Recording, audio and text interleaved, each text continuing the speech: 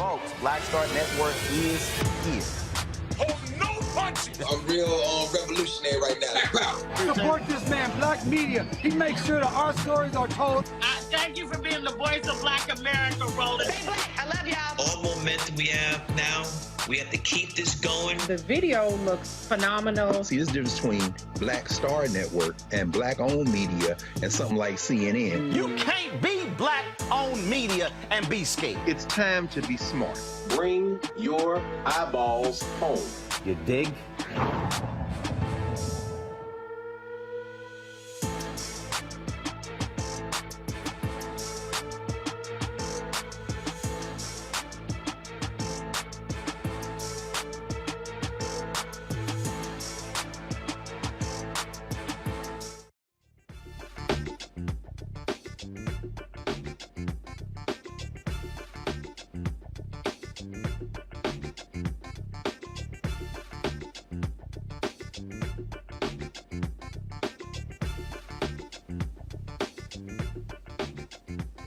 Okay, I got it. Tell them. Hey, folks, today's Monday, April 18, 2022. Coming up on Roland Martin Unfiltered, streaming live on the Black Star Network, broadcasting from Fisk University. The Environmental Protection Agency has launched several civil rights investigations over air pollution in Louisiana's Cancer Alley. That's between New Orleans and Baton Rouge, where a quarter of the nation's petrochemical production takes place. We'll talk with the president of the Concerned Citizens of St. John Parish about these investigations. Also, the fight for Manson, Tennessee continues. That is the largely black city taking over their finances by the state comptroller. For now, the comptroller says he will continue to hold the purse strings in Mason, Tennessee. Also in Tennessee, the state Senate gives final approval to a Black History bill requiring state public schools to integrate Black history and culture into the social studies curriculum for grades 5 through 8. All it needs is the governor's signature. Also, a white Nashville councilwoman, well, she's kind of being called a racist for describing white people as white. Also, Florida State Board of Education rejects more than 40% of textbook submissions for math, claiming they contain critical race theory. Yeah, I know, it's crazy. Also, folks, a former Super Bowl champion, Marshawn Lynch, is taking up hockey as a minority owner. Plus, in our Fit Live Win segment, we'll talk about fibroids. We'll meet one woman who turned her own medical story into an awareness mission called the White Dress Project. Folks, it is time to bring the funk. I'm Roland Martin Unfiltered on the Black Star Network, live from Fisk University in Nashville. Let's go. He's got it. Whatever the biz, he's on it. Whatever it is, he's got the scoop, the fact, the find. And when it breaks, he's right on time and it's rolling. Best believe he's knowing. Putting it down from sports to news to politics. With entertainment just for kicks, he's rolling. It's on go, roll, y'all. It's Roland Martin, yeah. Rolling with Roland now.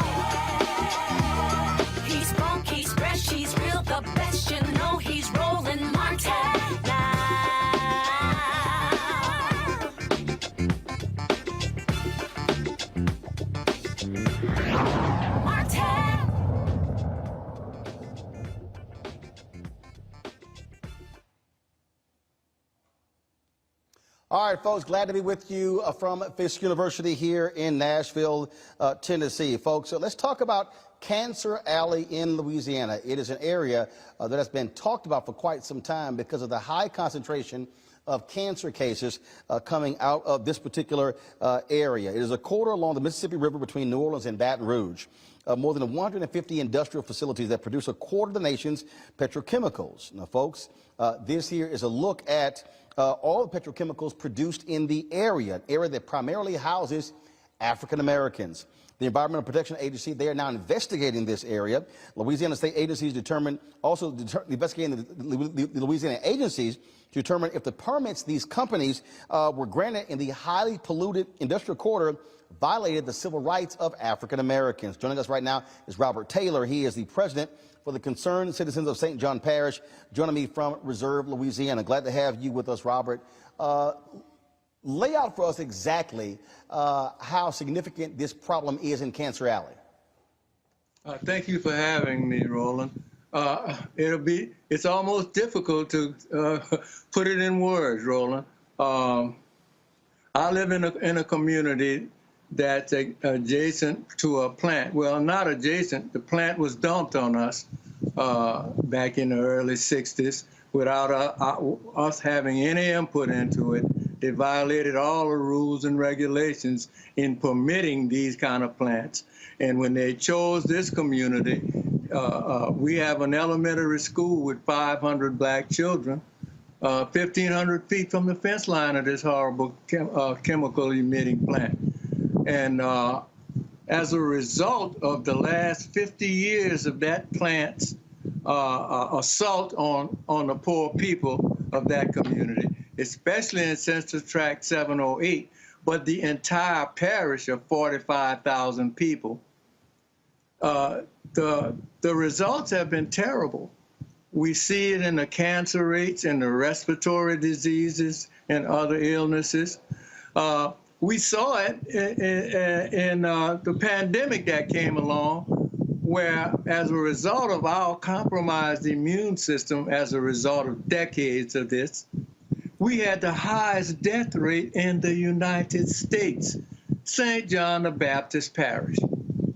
The onslaught of these chemical plants has been relentless, and they totally ignore the pleas of the people that's living there, them as well as the governing authorities.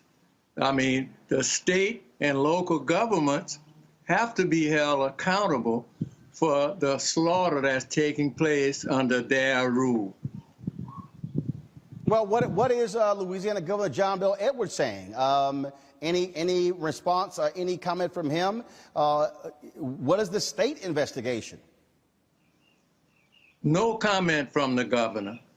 We have 2 marches to the State House, and the governor refused to even acknowledge us. The local government, they're wringing their hands and complaining and saying that they are helpless in the face of the chemical industry, the petrochemical industry. The agency, the state agency that is charged with protecting us, the Louisiana Department of Environmental Quality, when we raised these issues and they had to come to our parish to deal with it, the secretary, Mr. Charles Carl Brown, when he stood before our council and the parish in front of the cameras and the 40,000 black people, not all black, 60%, that's looking at him, but especially those poor people right under that plant that's being slaughtered. The first thing came out of his mouth, he attacked me and the organization and the people. He accused me of being a fearmonger, troublemaker, or whatever, and he accused our organization as a result of us disseminating information that came from his organization.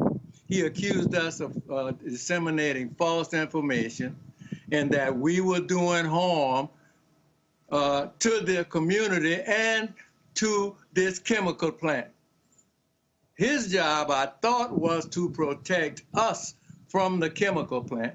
He came to tell our people how great a company DuPont Danker was and how terrible we people were who were disseminating false information and fear-mongering. When we learned that our children at Fifth Ward Elementary were under his rule, was being exposed to 400 times the limit set by EPA of that poison coming from DuPont Danker, he came and he attacked us. He has not to this day done anything. As a matter of fact, it is 20% higher today than it was 2 years ago. They have not only not reduced the assault on our poor people and innocent children, under Mr. Chuck Carl Brown and governor of the state of Louisiana, the assault on those poor children has increased. DuPont Danker has shown us what they think of us and our children. We were fighting because of the amount that was being emitted. It is now increased 20% in front of God and everybody. What has been, how are you working with civil rights organizations? I know Reverend Dr. William Barber with the Poor People's Campaign has been down there. What about the NAACP? What about National Action Network? What about National Urban League? Have you had any response from any of these national organizations? Reverend Barber came down, and he is fighting with us and trying to help us, but nary a word from the NAA, none of the other organizations you mentioned. No, sir. After 5 years. So dealing with cancer. So for 5 years now, you have not had any communication or involvement standing with you guys from the National Urban League, from the NAACP, from Reverend Al Sharpton's National Action Network? Exactly, precisely. Reverend Barber is the only national organization in that area, besides the other environmental organizations we've had support and help from. But these organizations you named, the NAACP, the Urban League, are these organizations who you think would have come to our aid, would have. So I'm a former president of our local chapter of the NAACP, but we have not had any assistance from them in our fight against this petrochemical industry. That is certainly sad to hear. And so what's happening next? You said you had a couple of marches. What do you want people who are watching, listening to do to stand with you and the folks in Louisiana in this area? We need them to join with us in a number of ways. We need them to bring it to the attention of the elected officials. We have a new 2nd Congressional District representative who has reached out to us, and I think that he's going to be more supportive of us. And we need our people to stand with him and to help him when he do try, and to hold him accountable as well. But he has reached out to us. That is a rare thing. Even rarer than that, the new EP administrator, Mr. Regan, not only reached out to us, he came to our community and he walked the streets and met the people, and he promised that he is going to help us. And that's been a great encouragement to us. He made some really stringent improvements on that plant and with the chemicals they're emitting to the people. We appreciate that. We hope that that's a shining example to the other officials that they need to be reaching out and helping these poor people. These children should not have to sacrifice their lives for the benefit of profit of these corporations. All right. Robert Taylor, President of the Concerned Citizens of St. John Parish from the Reserve, Louisiana. We sure appreciate it. Thanks a lot. Thank you, Roland. All right, folks, I'm going to go to my panel here.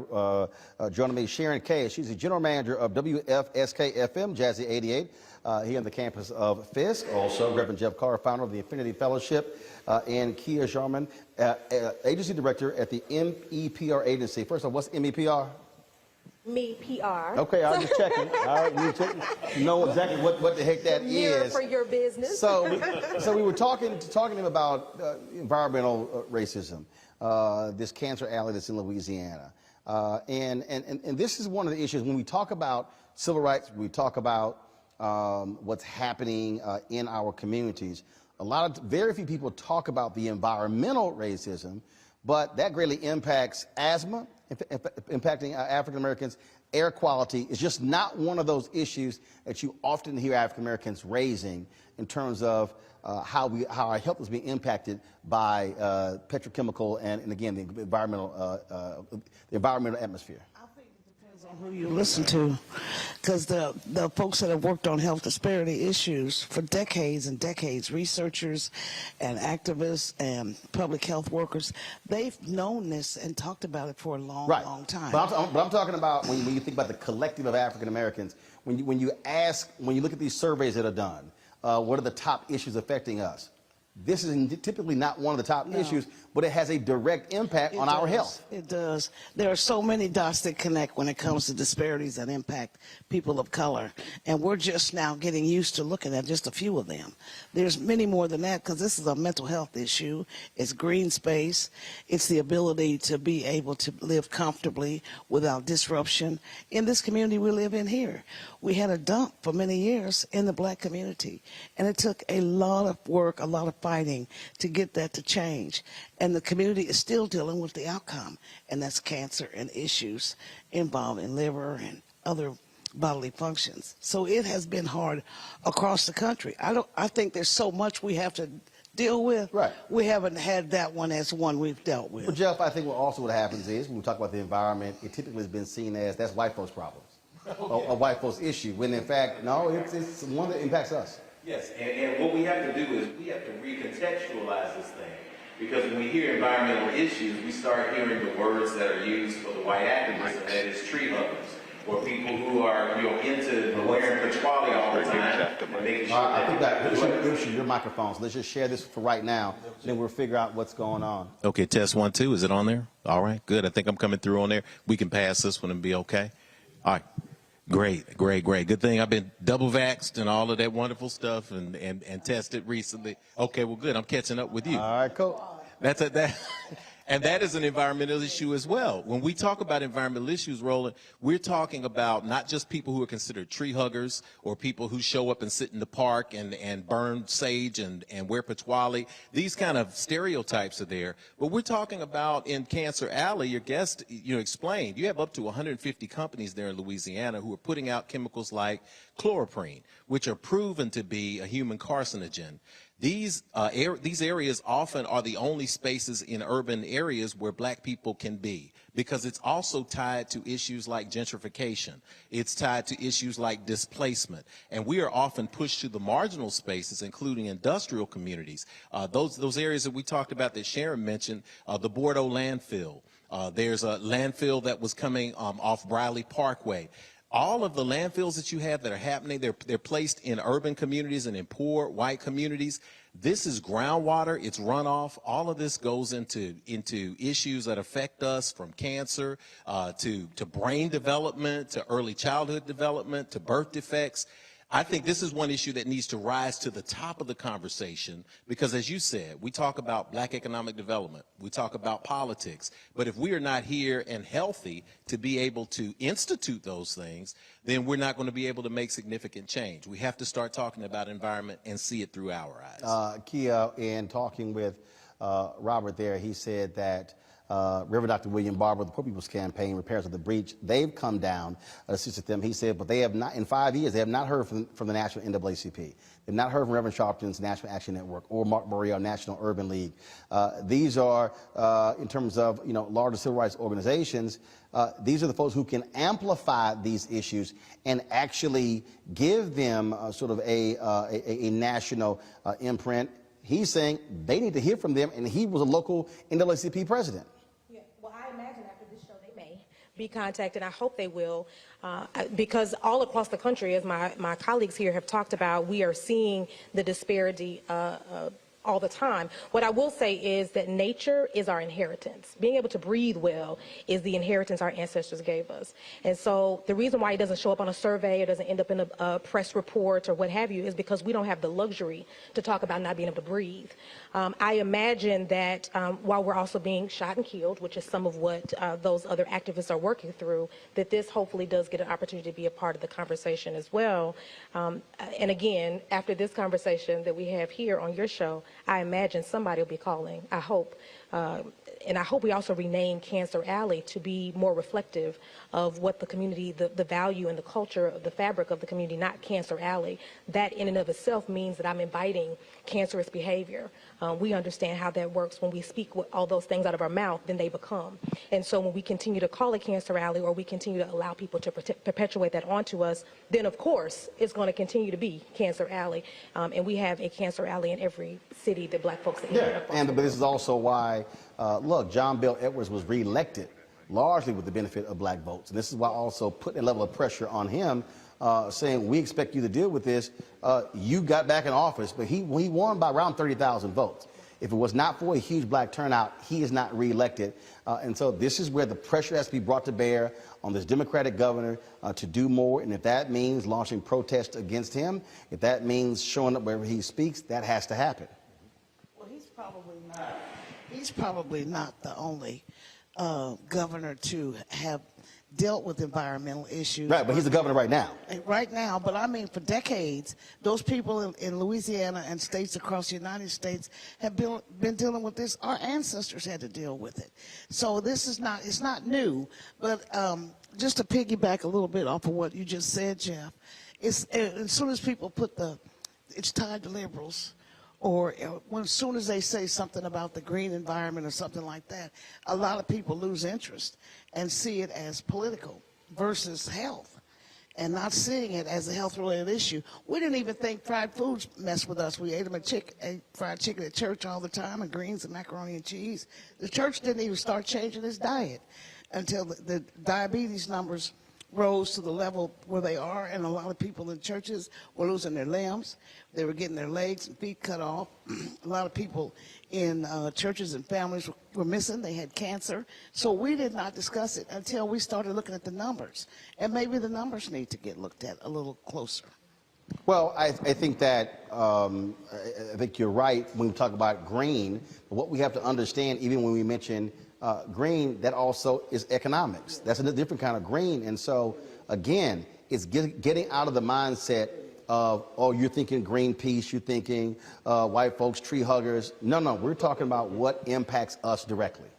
Yes, and you want to be around. I'm always a health advocate for people too, and we have to be better advocates for each other, and we have to be better advocates for our communities. Like you said, you have to bring in our organizations that are claiming to stand for the people and push this to the top of the agenda.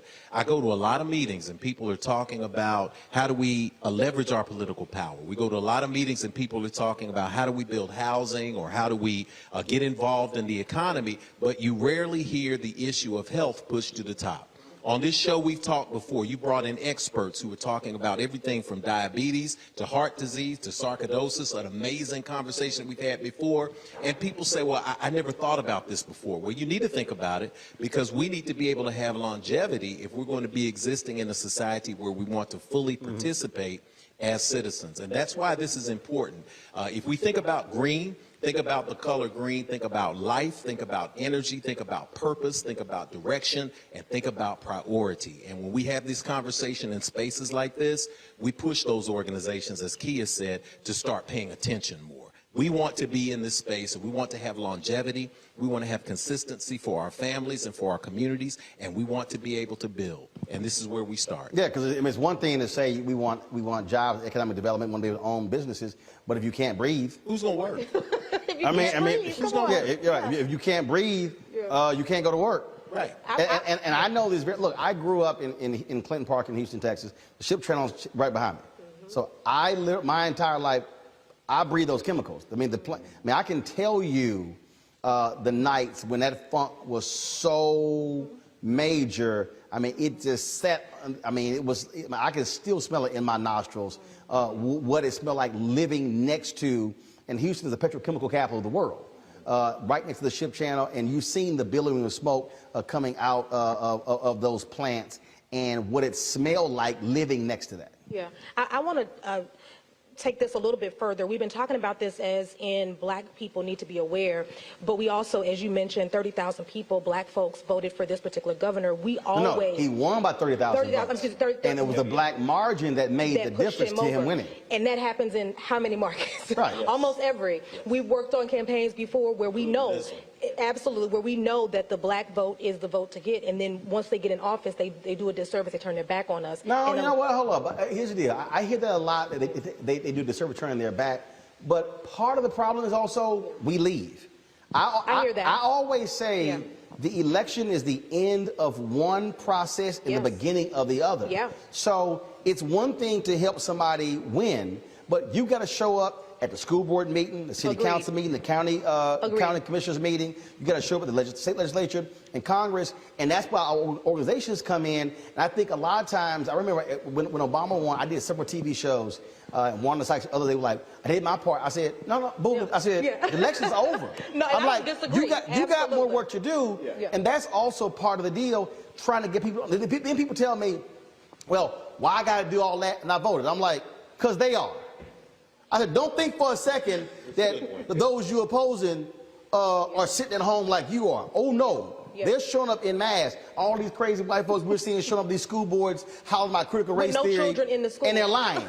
But again, and they're showing up. So guess what? You got to meet force with force. Yeah, and I don't disagree. I'm more pushing the system also has to be looked at and interrogated, not just the individual people. And that's really what I want to push to is who's holding accountable.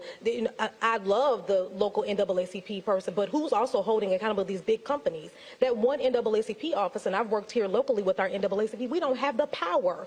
That really is where the system has the power. And so I want us, yes, to show up. Well, that's where the national organization comes in. That is where the national organizations in general come in. You're absolutely right about that. Roland said, you said something, Roland. I don't know if you want to unpack this here because this is a hot issue. I got to live in the city, and I don't mind because I'm independent. I can say this. But how do we, and this is, I guess, for everybody in this conversation, how do we balance with local NAACP offices the priority with the national office, who has a bigger bully pulpit, when local offices are often finding themselves struggling for support and beholden to some corporations for donations? Well, so how do you walk that thin line? Well, and this is the thing that I talked about earlier when I gave my lecture to the students here, where I talked about being caretakers of the culture. When we talk about this fight for resources, we have to understand that the most fundamental problem that we're facing right now is that African Americans across the board, our organizations, our HBCUs across the board, are almost completely reliant upon white philanthropy. Yes. Yes. And so when I said to them, okay, so y'all walk around here talking about how important Fisk is and you wearing your shirts and everything, I said, but what's your alumni giving rate?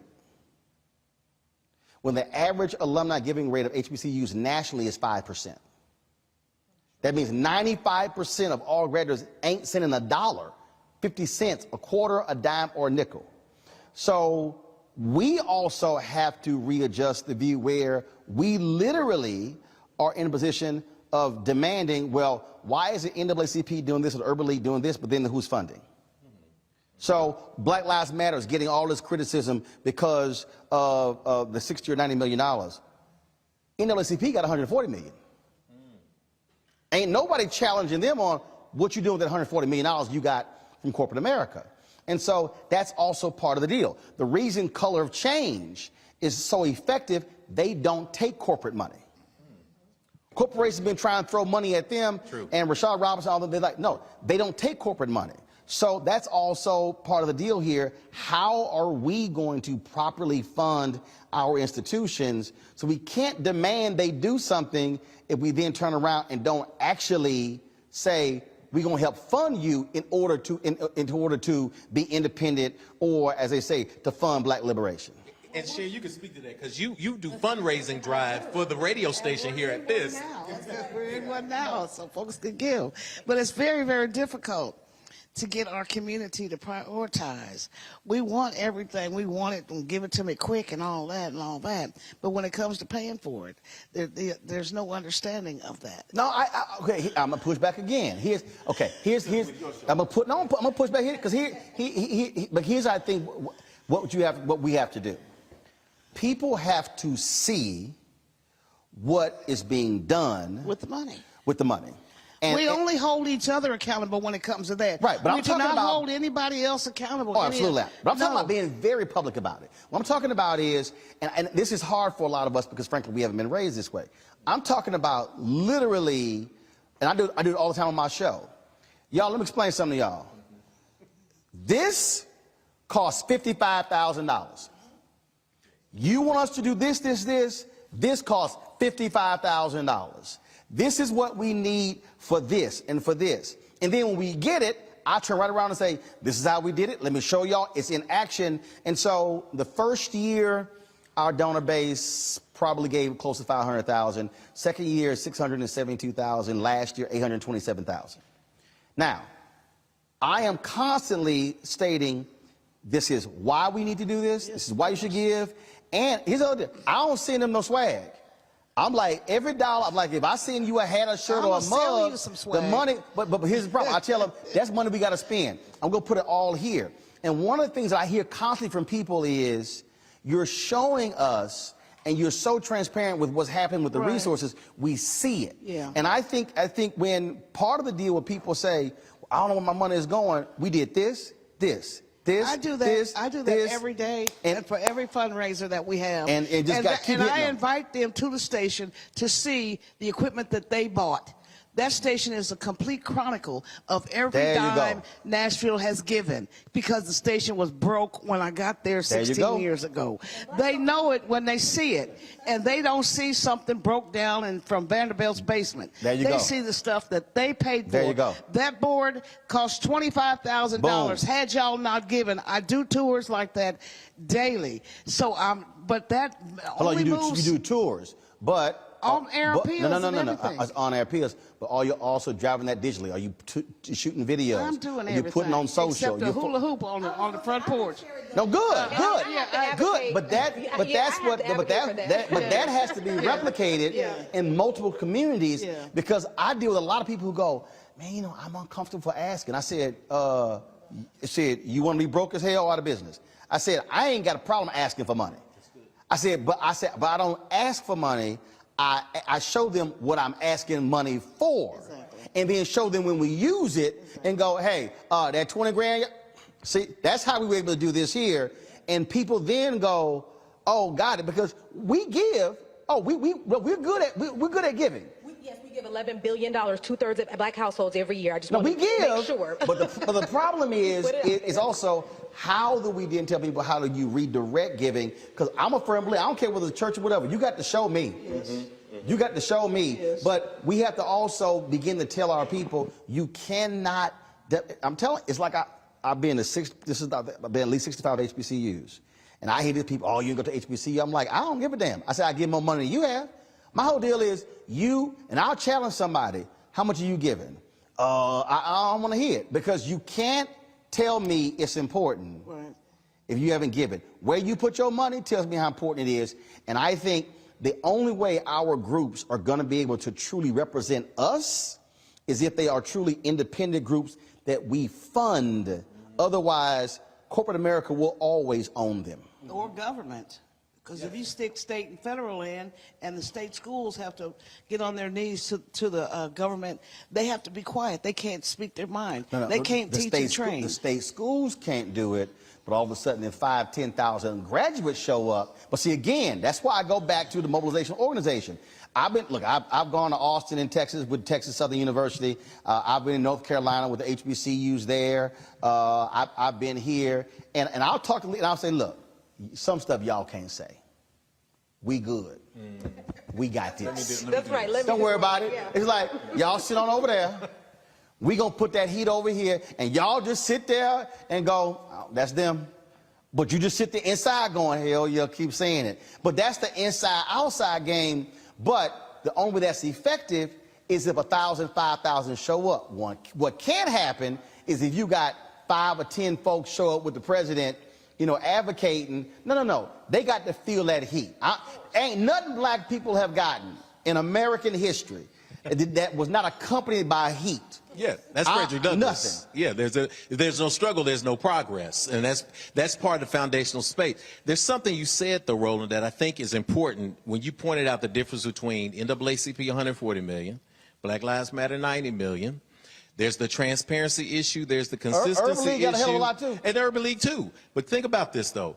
The track records of Urban League, the track records of NAACP allows us to have a little more public trust and even the transparency of those organizations over the long term. Right. I found that transparency is important in any movement. Yes. I tell people here locally and nationally, people say, I want to collaborate with you. I say, okay, who are you working with and who's giving you money?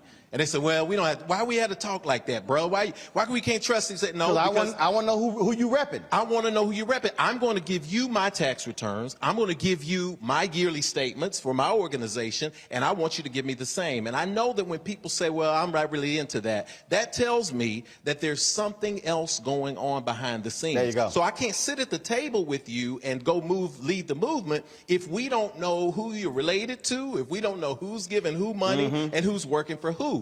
This is the issue that came up with Black Lives Matter. And this is something that is called in history movement capture.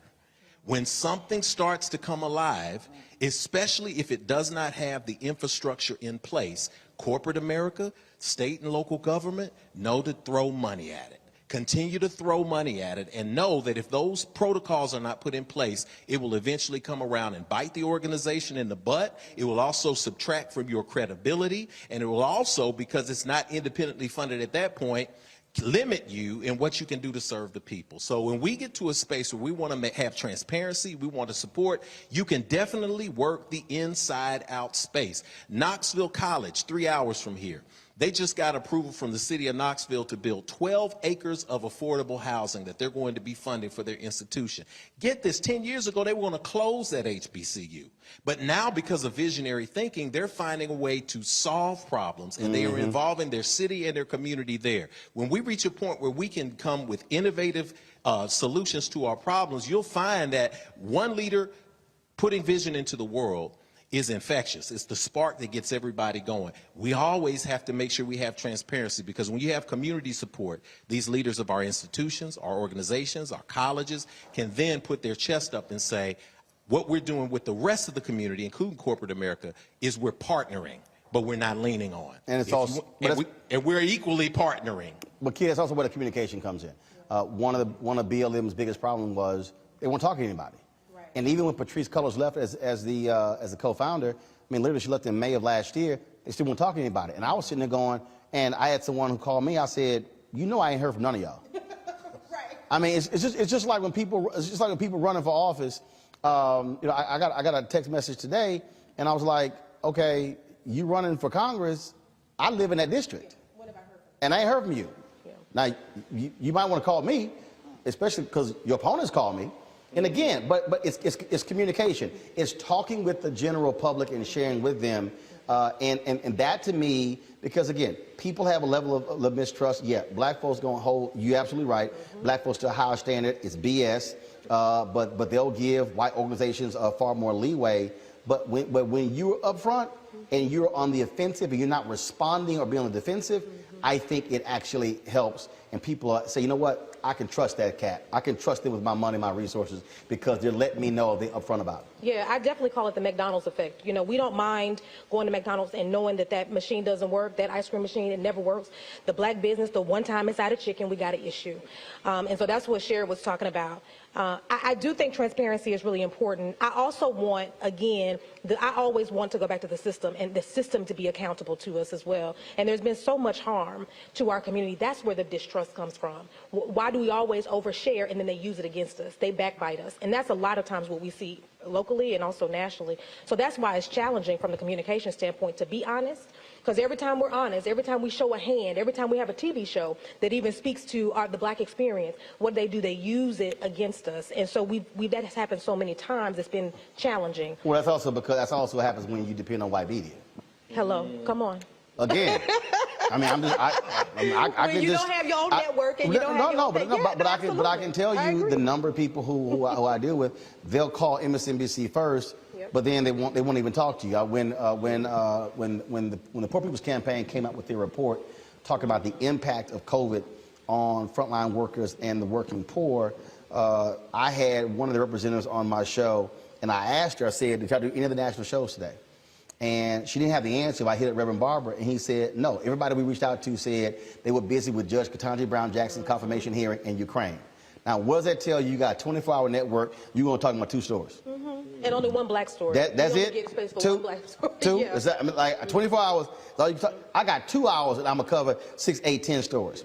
But that's also part of the deal. So one of the things I tell our people is stop also living by white validation where you're waiting on them to cover you when you go to Black radio, you go to Black newspaper, you go to magazines, you go to websites, you go to bloggers, and you build up there.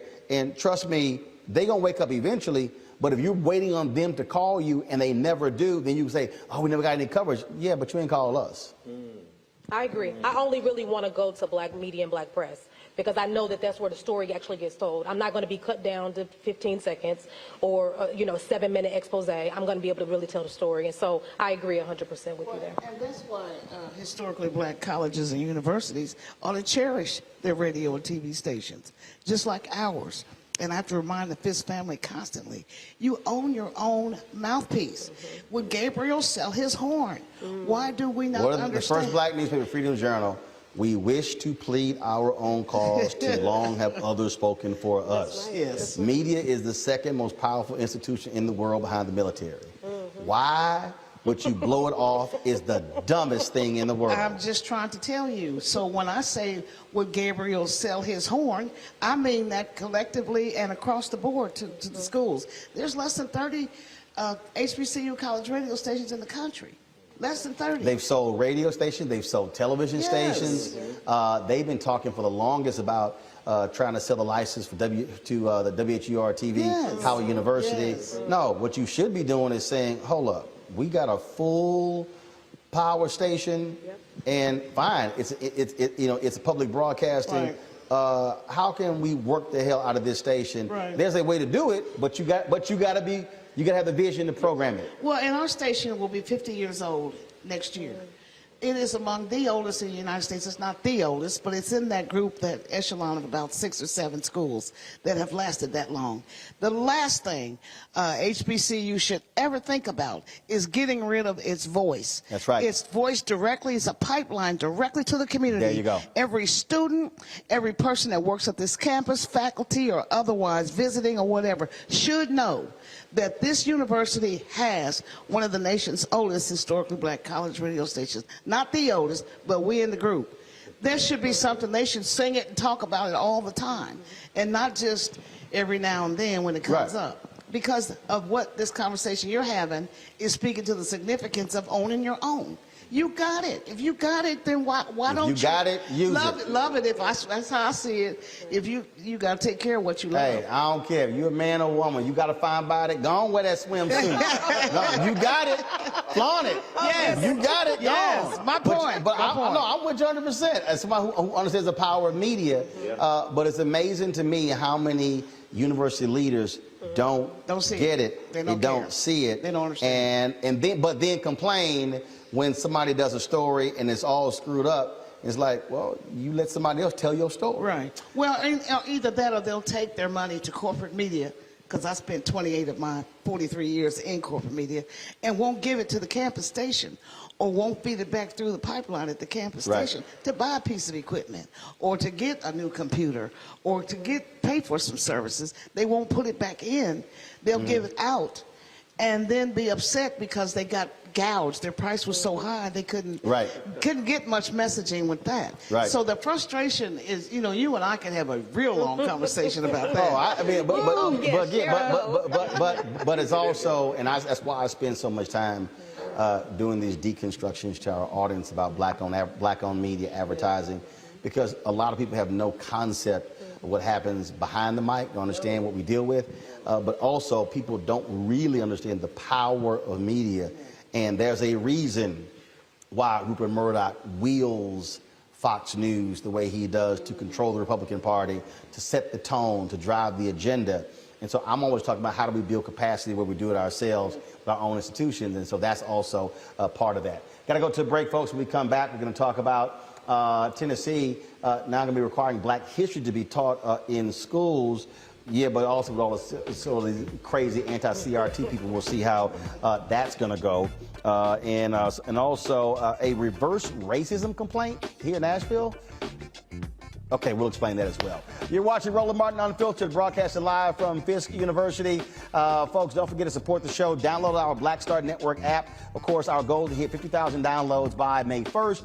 Apple phone, Android phone, Apple TV, Android TV, Roku, Samsung TV, Amazon Fire, Xbox as well. And you can also join our Bring the Funk fan club. Every dollar you give goes to support this show. P.O. Box 57196, Washington, D.C. 20037. Don't forget Cash App, $RM Unfiltered. PayPal is R Martin Unfiltered. Venmo is RM Unfiltered. Zelle is Roland at RolandSMartin.com. Roland at RolandMartinUnfiltered.com. We'll be right back. When did you know that this is what I wanted to do? I think right after high school, because in high school I was in all the plays. Well, I was always funny, but I didn't know nobody would pay me for it, you know. And then I saw Eddie Murphy. This was like '84 when I saw Eddie Murphy. Eddie Murphy was the hottest thing in the whole wide world, not just comedy. But anyway, he saved Saturday Night Live. If he hadn't starred in that show would be gone. He had done 48 Hours, Trading Places. His first Beverly Hills Cop, could wear the hell out of a red leather suit, and he wasn't but 23 years old. He was rich enough to pee cream, and he got all that telling jokes. I said, shit, I've been funny my whole life. I didn't know people give you money like that, so I went and got some Red Fox albums. I went down to my mama's basement where I was living anyway, and I stood in that mirror and played them albums and them jokes until I could tell them like they was mad. Wow. And that started me doing jokes, and then I went and did comedy in the street. I was standing on State Street, tell jokes and pass my hat, and white folks would come up and just hand me money, and I liked it.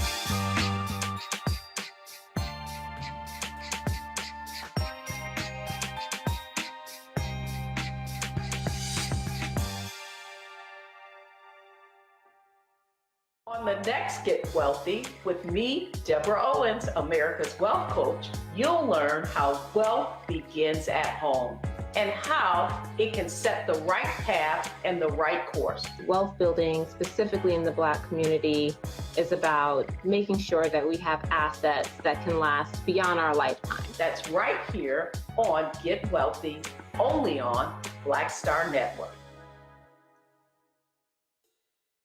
Pull up a chair, take your seat. The Black Tape with me, Dr. Greg Carr, here on the Black Star Network. Every week, we'll take a deeper dive into the world we're living in. Join the conversation only on the Black Star Network.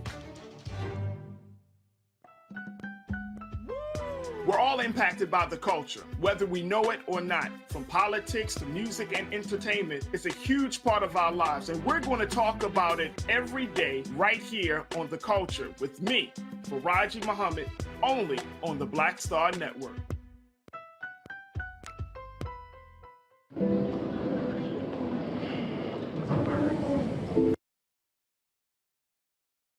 Y'all know who Roland Martin is. He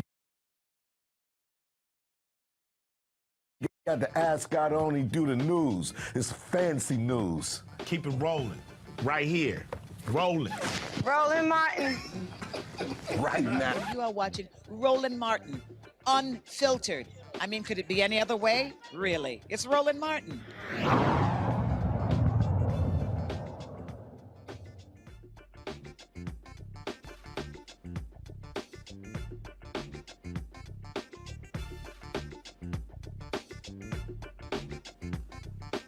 Folks, we're in the Appleton Room in Jubilee Hall here on the campus of Fisk University. And so glad for you to be with us as we are broadcasting from here. I've been the scholar in residence for the past few months, giving various lectures to the students. And I had one today talking about them being the caretakers of the culture. If you missed that lecture, go to the Black Star Network app. You can actually see it in full, let's just say a real clear conversation that we had there. And so I think it's one that you definitely want to check out. And so it'll actually be great. All right, folks, right now, let's talk about, first of all, we got several different stories I want to talk about. One of them deals with again, what's happening here in Nashville. A white Tennessee lawmaker is being called racist by a white-led Tennessee group for calling them white people.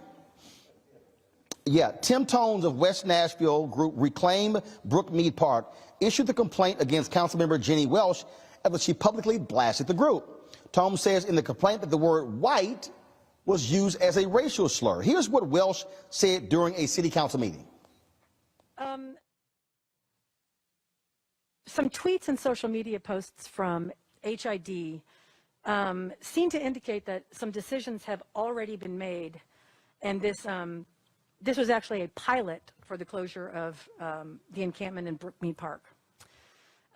You had a meeting just last week with the mayor's office and the rather arrogantly named Reclaim Brookmead Park group. It seems that HID is being very, very reactive to very loud white noisemakers who are inconvenienced by the realities of homelessness. And we can't develop policy or allocate our resources.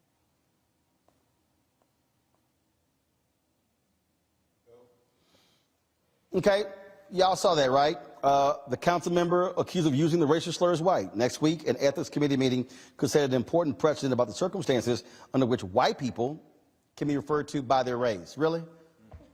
I mean, I'm just saying, really? I mean, kid, here's the thing that cracks me up. You'll see stories, the mayor meets with a group of black pastors. And then he meets with a group of white pastors, the mayor meets with a group of pastors. Right. I mean, the real deal is, white folks have never had to be called white because whenever we talk about it, it's like you knew who we were talking about. Yeah. Well, suck it up. Yeah, I mean, y'all white. Well, you know the irony is years and years ago, we used to say other words than white, and you know what they were, and it wasn't as big a deal as this has been. This to me has been absolute insanity. I think that if you can't say white, white, white, black, black, black, something's wrong with you. I just do not believe that we all know human beings are colors, have color and melanin in their skin and in their bodies. And you cannot tell me that person that made that statement meant it from the depths of his soul.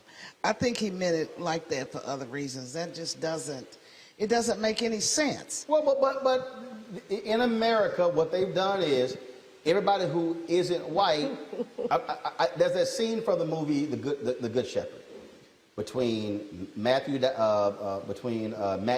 and Joe Pesci. And Joe Pesci says, I don't understand. He said, the Irish got the church, we've got our family. He used the N-word and said, they got their music, what y'all got? Talking about white Anglo-Saxon policies. And this is what he said. We got the United States of America. The rest of you are just visiting. That's right. And this guy right here, kid, this is what this guy was talking about. Yeah. His whole deal is, how dare you call me white? Well, I'm calling you what you are. Yeah, your discomfort is not racism. Like me calling you a name and you feel individually uncomfortable is not racism. What racism really is about power and prejudice and how we dole that out, particularly to black and indigenous and people of color. How we, in particular, are punitive in our behavior towards those people, how it systemically harms people, not because you feel uncomfortable for the day, not because you somehow, had a bad moment. So that is not racism. It doesn't actually exist. I don't believe in reverse racism for white folks. They should get over that. When we talk, I think it's important to note, especially in context, of something Kia said was important. We talk about the difference between prejudice or discrimination or personal hatred and racism. Sism is, it tells you that it's a system, right? There's sexism, there's racism, there's classism, but the difference is when you have the ability to put your personal prejudice into public policy and it discriminates, that's racism. We hope the working model for racism that we see in America is white supremacy. And now to even say white is somehow seen as prejudice or negative or pejorative, and it's absolutely nuts, as Sharon, as you said. But we have to understand the context here, because it's not just this one instance with Councilwoman Welsh. She's a councilwoman a district over from my house, and she basically described the same crowd that you see at the Williamson County School Board, fighting against black history and calling it critical race theory. It's the same crowd that shows up and waves the guns downtown on the steps, well-meaning, supposedly well-meaning people who had this issue with a homeless camp because the city of Nashville bowled over Tent City. They bowled over everything and mowed over everything and it gave Fort Negley, they gave people a respite there. We built 6 tiny homes in the first tiny home village in Nashville to accommodate people who were homeless because the city kept driving them out. They made laws in metro ordinances against homeless people being able to ask people for 50 cents with the billions of dollars that are flowing downtown. Now you can't, there's a zone that's a no homeless zone downtown. This is part of a larger system. The area of Bellevue, which was a mostly affluent white greenway space out there, homeless people found a respite there. And the group came together, created a name for their group to say that they're concerned neighbors, and all of a sudden we have a homeless problem and we want to get them out of our neighborhood. And she described them aptly. There's not African American leadership there. There are community organizations that are showing up, providing food for the homeless there, giving them resources, and the white folks in Bellevue want their green space. They want to be able to walk their dogs. They want to be able to play Frisbee. There's nothing wrong with that. But when she described them as a group of white people who are showing up shouting, it was an accurate description. And we have reached a point where we have this space of sensitivity where we can't talk and we can't be honest in how we describe the energy of a meeting. So kudos to Councilwoman Welsh, who is white as well. So if anybody can call a white person, I think it should be another white person. Protect their civil rights to do so. I'm like, if you that sensitive, I mean, Join the club. You need to Sorry, y'all. Let's talk about Mason, Tennessee. A Tennessee judge, folks, declined to stop the state's financial takeover of this majority black town near the site of a planned Ford pickup truck factory. The Nashville Chancellor Ann Martin said the town of Mason's interests are slightly outweighed by the state's need to oversee balanced budgets and financial woes in local government under law.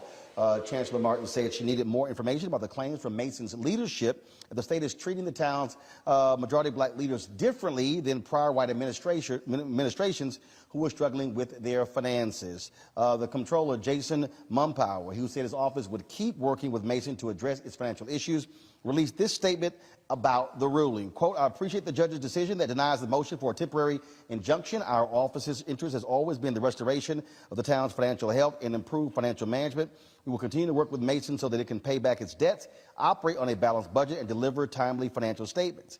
The citizens and taxpayers of Mason deserve a financially sound government that is set up for success. Van D. Turner Jr. is the state legal redress chair and president of the Memphis branch of the NAACP. Van, glad to have you here. Thank you. NAACP sued on behalf of Mason. So what's next? Well, as you read, the temporary injunction was denied. However, the case was not dismissed. So the parties are negotiating. But if the parties are unable to reach a resolution through negotiation, we'll continue with the case and enter into what we call the discovery phase, where we issue questions to them, they'll issue questions to us, we'll have depositions, and then present that all back to the chancellor again. What's important to note is that other towns which were controlled by white leadership, which were far worse off than Mason, were not asked to surrender its charter. However, Mason, which has been paying back what it owes to the water sewer fund, was asked to relinquish its charter. So as everyone knows, Blue Oval City is coming right next door to Mason, which is the big $6 billion Ford Motor project. And it seems as if the powers that be wanted this small black town of about 1,500 people to be removed out the way so that the Republican-controlled Tipton County could have its way with, realizing all of the opportunities from the Blue Oval project. So we recognize what's going on. This is not the first time we've seen this. So the NAACP is committed to continuing to fight this battle. And we won't give up just because the injunction has been denied. We'll keep litigating this cause of action. The judge said she needed more information regarding how they were treated, but is there any evidence that the state comptroller, any state officials tried to address the financial issues in Mason prior to black folks taking over? Well, there were agreements entered into. The $1 million was taken out of the water sewer fund out of when there was white leadership. That was about 10 years ago. And so since that time, there have been various attempts to pay the funds back. But under this new mayor, Mayor Emmett Gooden, there was a concerted, consistent effort to pay these funds back. And so it just seems odd that at the time that this black mayor has been doing really a yeoman's job in paying back these funds to the water sewer fund, all of a sudden the comptroller wants the town to give up its charter. And so the big difference here is, again, the Ford Motor Company project coming to town. So all of a sudden, people were not thinking about the town of Mason. Now the town of Mason is on everyone's radar because of this $6 billion project that's right down the road. So I think you hit the nail on the head. Why wasn't this interest shown? Why were not these punitive measures, given out to the town of Mason before Ford Motor sought to come to West Tennessee? So it's very interesting timing. And so that's why, I think we can get the support that we need to get this case back before the chancellor. And I think we can make our case before the chancellor that this is just not happenstance, but there's something that is not right here. And we seek to prove that with additional support through the discovery phase. Have y'all also offered black financial experts to assist the city in their issues? Yes, sir. There's been a GoFundMe page started, and the amount is not a big amount. No, I don't mean GoFundMe. I'm talking about black financial experts to come in and assist the city because in the conversations we have with the vice mayor, it's not like you have a lot of paid city employees. But I'm talking about individuals with expertise in financial matters to assist them with their own financial affairs. Yes, sir. So there's a very well-known accounting firm in town that's black-owned, Banks, Finley & White. They've been around for years.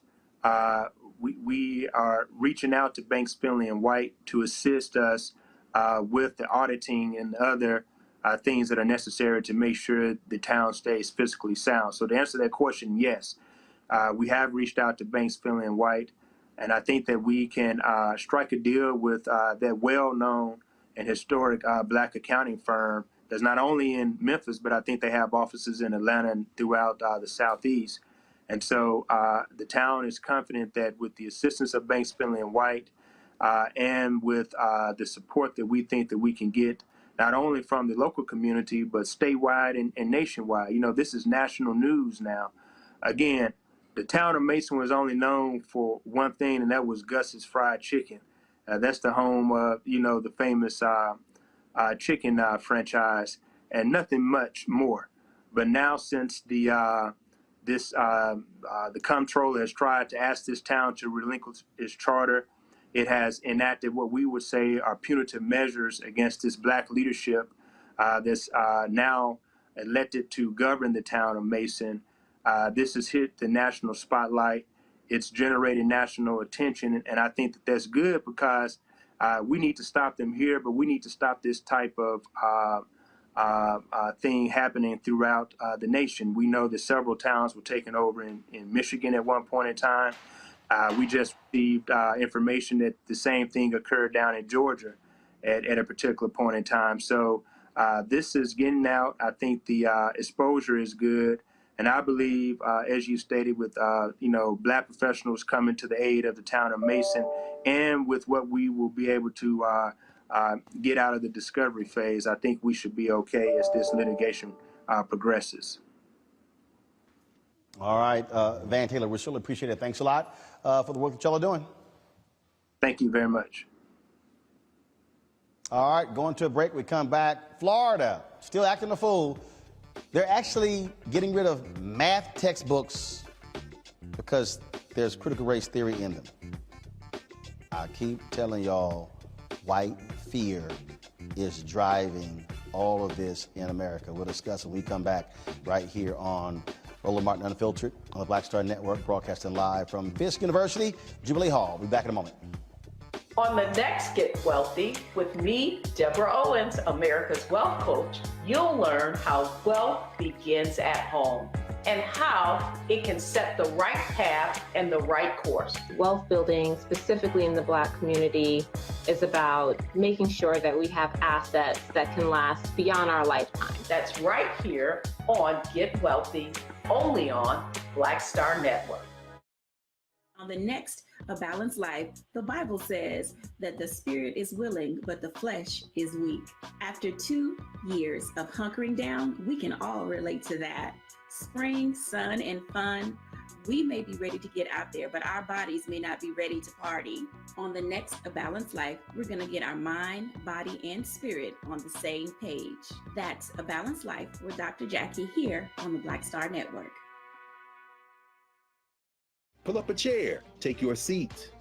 The Black Tape with me, Dr. Greg Carr, here on the Black Star Network. Every week, we'll take a deeper dive into the world we're living in. Join the conversation only on the Black Star Network. When did you know that this is what I wanted to do? I think right after high school, because in high school I was in all the plays. Well, I was always funny, but I didn't know nobody would pay me for it, you know. And then I saw Eddie Murphy. This was like '84 when I saw Eddie Murphy. Eddie Murphy was the hottest thing in the whole wide world, not just comedy, but anywhere. He saved Saturday Night Live. If he hadn't started that show would be gone. He had done 48 Hours, Trading Places. His first Beverly Hills Cop, could wear the hell out of a red leather suit, and he wasn't but 23 years old. He was rich enough to pee cream, and he got all that telling jokes. I said, shit, I've been funny my whole life. I didn't know people give you money like that, so I went and got some Red Fox albums. I went down to my mama's basement where I was living anyway, and I stood in that mirror and played them albums and them jokes until I could tell them like they was mad. Wow. And that started me doing jokes, and then I went and did comedy in the street. I was standing on State Street, tell jokes and pass my hat, and white folks would come up and just hand me money, and I liked it.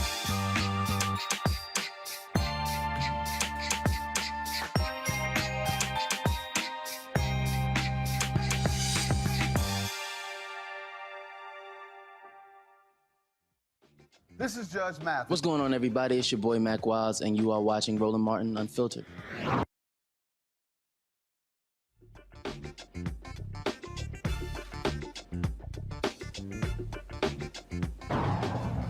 All right, folks, let's talk about Florida. If you want to talk about stupidity, you always talk about Florida. The Florida Department of Education, they have rejected more than 40% of proposed math books for next year's curriculum, claiming the math books contain critical race theory material. The department said 54 of 132 textbook submissions did not adhere to Florida's new standards or contain prohibited topics. Some books were rejected for references to inclusions of Common Core and the unsolicited addition of social emotional learning in mathematics.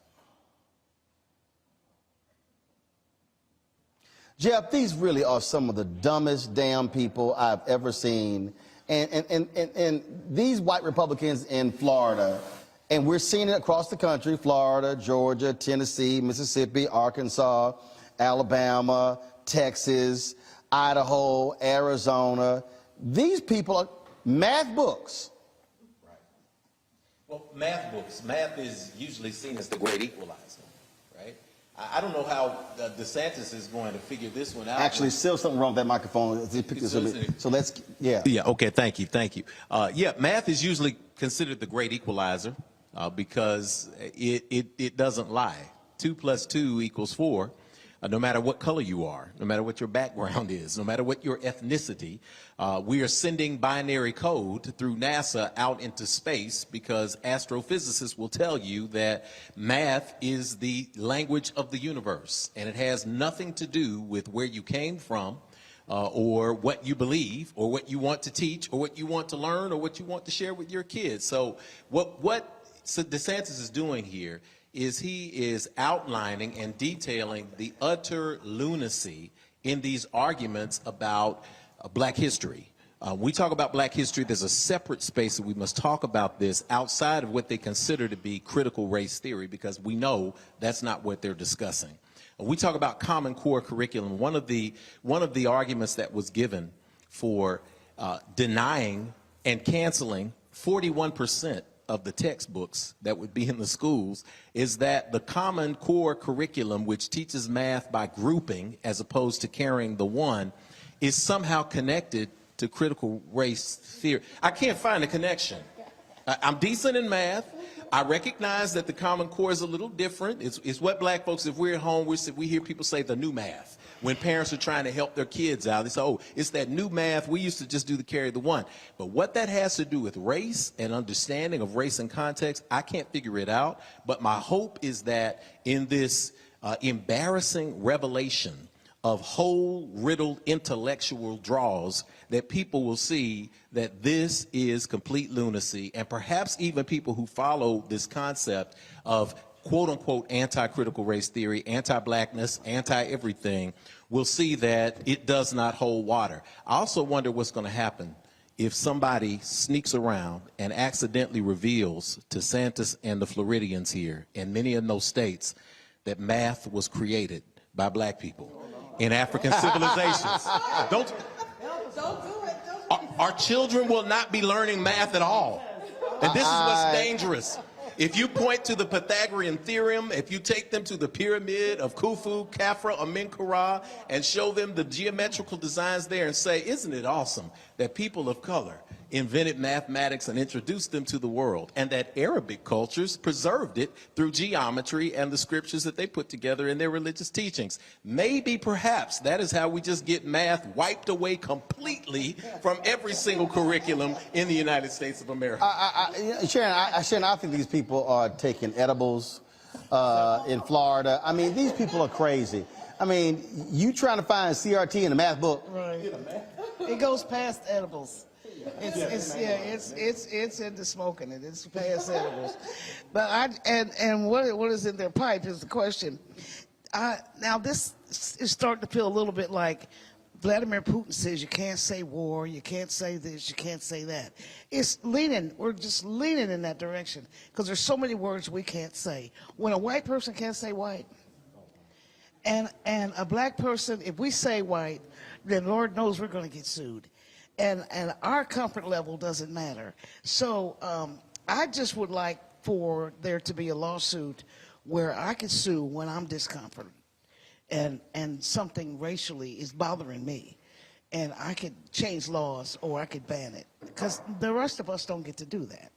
It's only people that are elected, and he's auditioning for the White House. I mean, that's all. I mean, and this has really gotten silly. This is now silly. Beyond silly, what I would say is, we talk about Common Core, I would say one of the core tenets of white supremacy is confusion. This lives right in the middle of confusion. It is to make people get distracted. It is to make people concern themselves with what analogy will be in the book, or what word problem is in the book that makes us think it's racialized in some way. Yes, we live in a racialized society, but math, as you mentioned, is the great equalizer. The way you deliver math, however, is where racism or race might have its presentation. But I would just say this is, number one tenet of white supremacy is confusion, and this is real confusing to most of us who are smart and been to school, and most of us who haven't been to school. It's still confusing. So either way. For white people, they struggle with it too. And we should not be the only ones that always have to say something is wrong about something. They should be fully aware that this is lunacy and it doesn't make any sense. There is enough problems in this world and enough that we should try to fix. And if they do go to church and read the Old Testament, it is nothing but about math and how the temple had to be laid in so many cubits and don't measure. And so I don't know where they would possibly get that from, because it certainly couldn't be from the side of religion or faith. I know you know. No, I'm just stretching. I'm stretching. I know I'm stretching. I'm stretching. I know I'm stretching. Fake Christians ain't read that Bible. Well, 80% of Christians have not read the Bible completely 100% through, but even if you... Well, I ain't talking about 100% through. I'm talking about these fools here ain't read. They ain't read. Because first of all, this is the same party that will say to hell with the poor but keep voting for tax cuts. We know they ain't read the Bible. Yes. And you might point out that the people in the Bible are African people of color. So that would shock them as well, too. Maybe maybe they'll throw out the Bible. Oh, yeah. That's, well, I'm just saying, it's going that way. It's going that way. That space is in there. So, yeah, and while it's shocking, it's also revelatory that one particular company has gotten the contract for everything. They've gotten the K through 5 books. Only one company has received a contract that all of their curriculum. I think something's still wrong. I don't know whether we got a mic. It's just I don't know if it's cable or whatever the heck, but we switch mics. Go ahead. Now we can hear you, sometimes it's bad XLR. Sometimes it happens to me all the time. When we talk about this context, we also have to tie the economic issues. And I think that when we have an opportunity to do a really deep dive, somebody is going to connect the dots financially, because there was one company in the cancellation of this 41% of the books, that curriculum books in there, one company's books were accepted K through 5. And when you have that happening, you have the same thing that happens in states where they approve a test model, where the state has a no-bid contract with a particular company to do the testing. We saw this happening with the Bush administration with the No Child Left Behind initiative that he put into the space. So I'm wondering if something like that may be happening in Texas as well, where there are these insiders deals to say, we're going to pick this particular company's curriculum and usher it all the way through while we pick apart everybody else's under the auspices of mathematics teaching blackness. Look at DeSantis, who is funding his campaign. Is that what you're saying? Sure. And the math adds up to what Roland was saying earlier, right. And what you said earlier. Math, yeah. The math is, who am I really talking to? I'm gearing up for a White House run. And this is bigger than just what's happening in Florida. It's speaking to the masses, it's speaking to your people, and saying that I don't care if it's math, we're going to get rid of CRT. Yeah, it's also saying if we don't have anything to back it up, we can still push things through and nobody has the issue. Absolutely. Yes. Absolutely. Well, look, bottom line is you always follow the money. All right, y'all. Got to go to a quick break. We come back on Roland Martin Unfiltered here from Fisk University. I do want to talk about maps, congressional maps, state maps. Republican judges in Wisconsin approved the maps there. We also want to talk about what Republicans did in this state, breaking this city up. And they already control 80% of congressional districts in the state. They want to control 90. And they could get rid of the black district in Memphis. They damn sure try that. We'll discuss next. You're watching Roland Martin Unfiltered, the Black Star Network. On the next A Balanced Life, the Bible says that the spirit is willing, but the flesh is weak. After 2 years of hunkering down, we can all relate to that. Spring, sun, and fun. We may be ready to get out there, but our bodies may not be ready to party. On the next A Balanced Life, we're going to get our mind, body, and spirit on the same page. That's A Balanced Life with Dr. Jackie here on the Black Star Network. Pull up a chair, take your seat. The Black Tape with me, Dr. Greg Carr, here on the Black Star Network. Every week, we'll take a deeper dive into the world we're living in. Join the conversation only on the Black Star Network. Oh, from Blackest. What's up? I'm Lance Gross, and you're watching Roland Martin Unfiltered.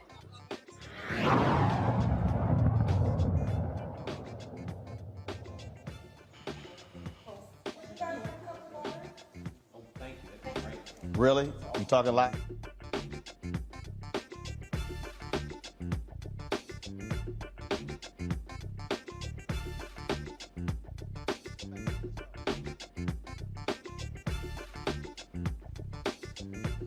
Folks, the Wisconsin Supreme Court is adopting Republican-drawn maps for the state legislature.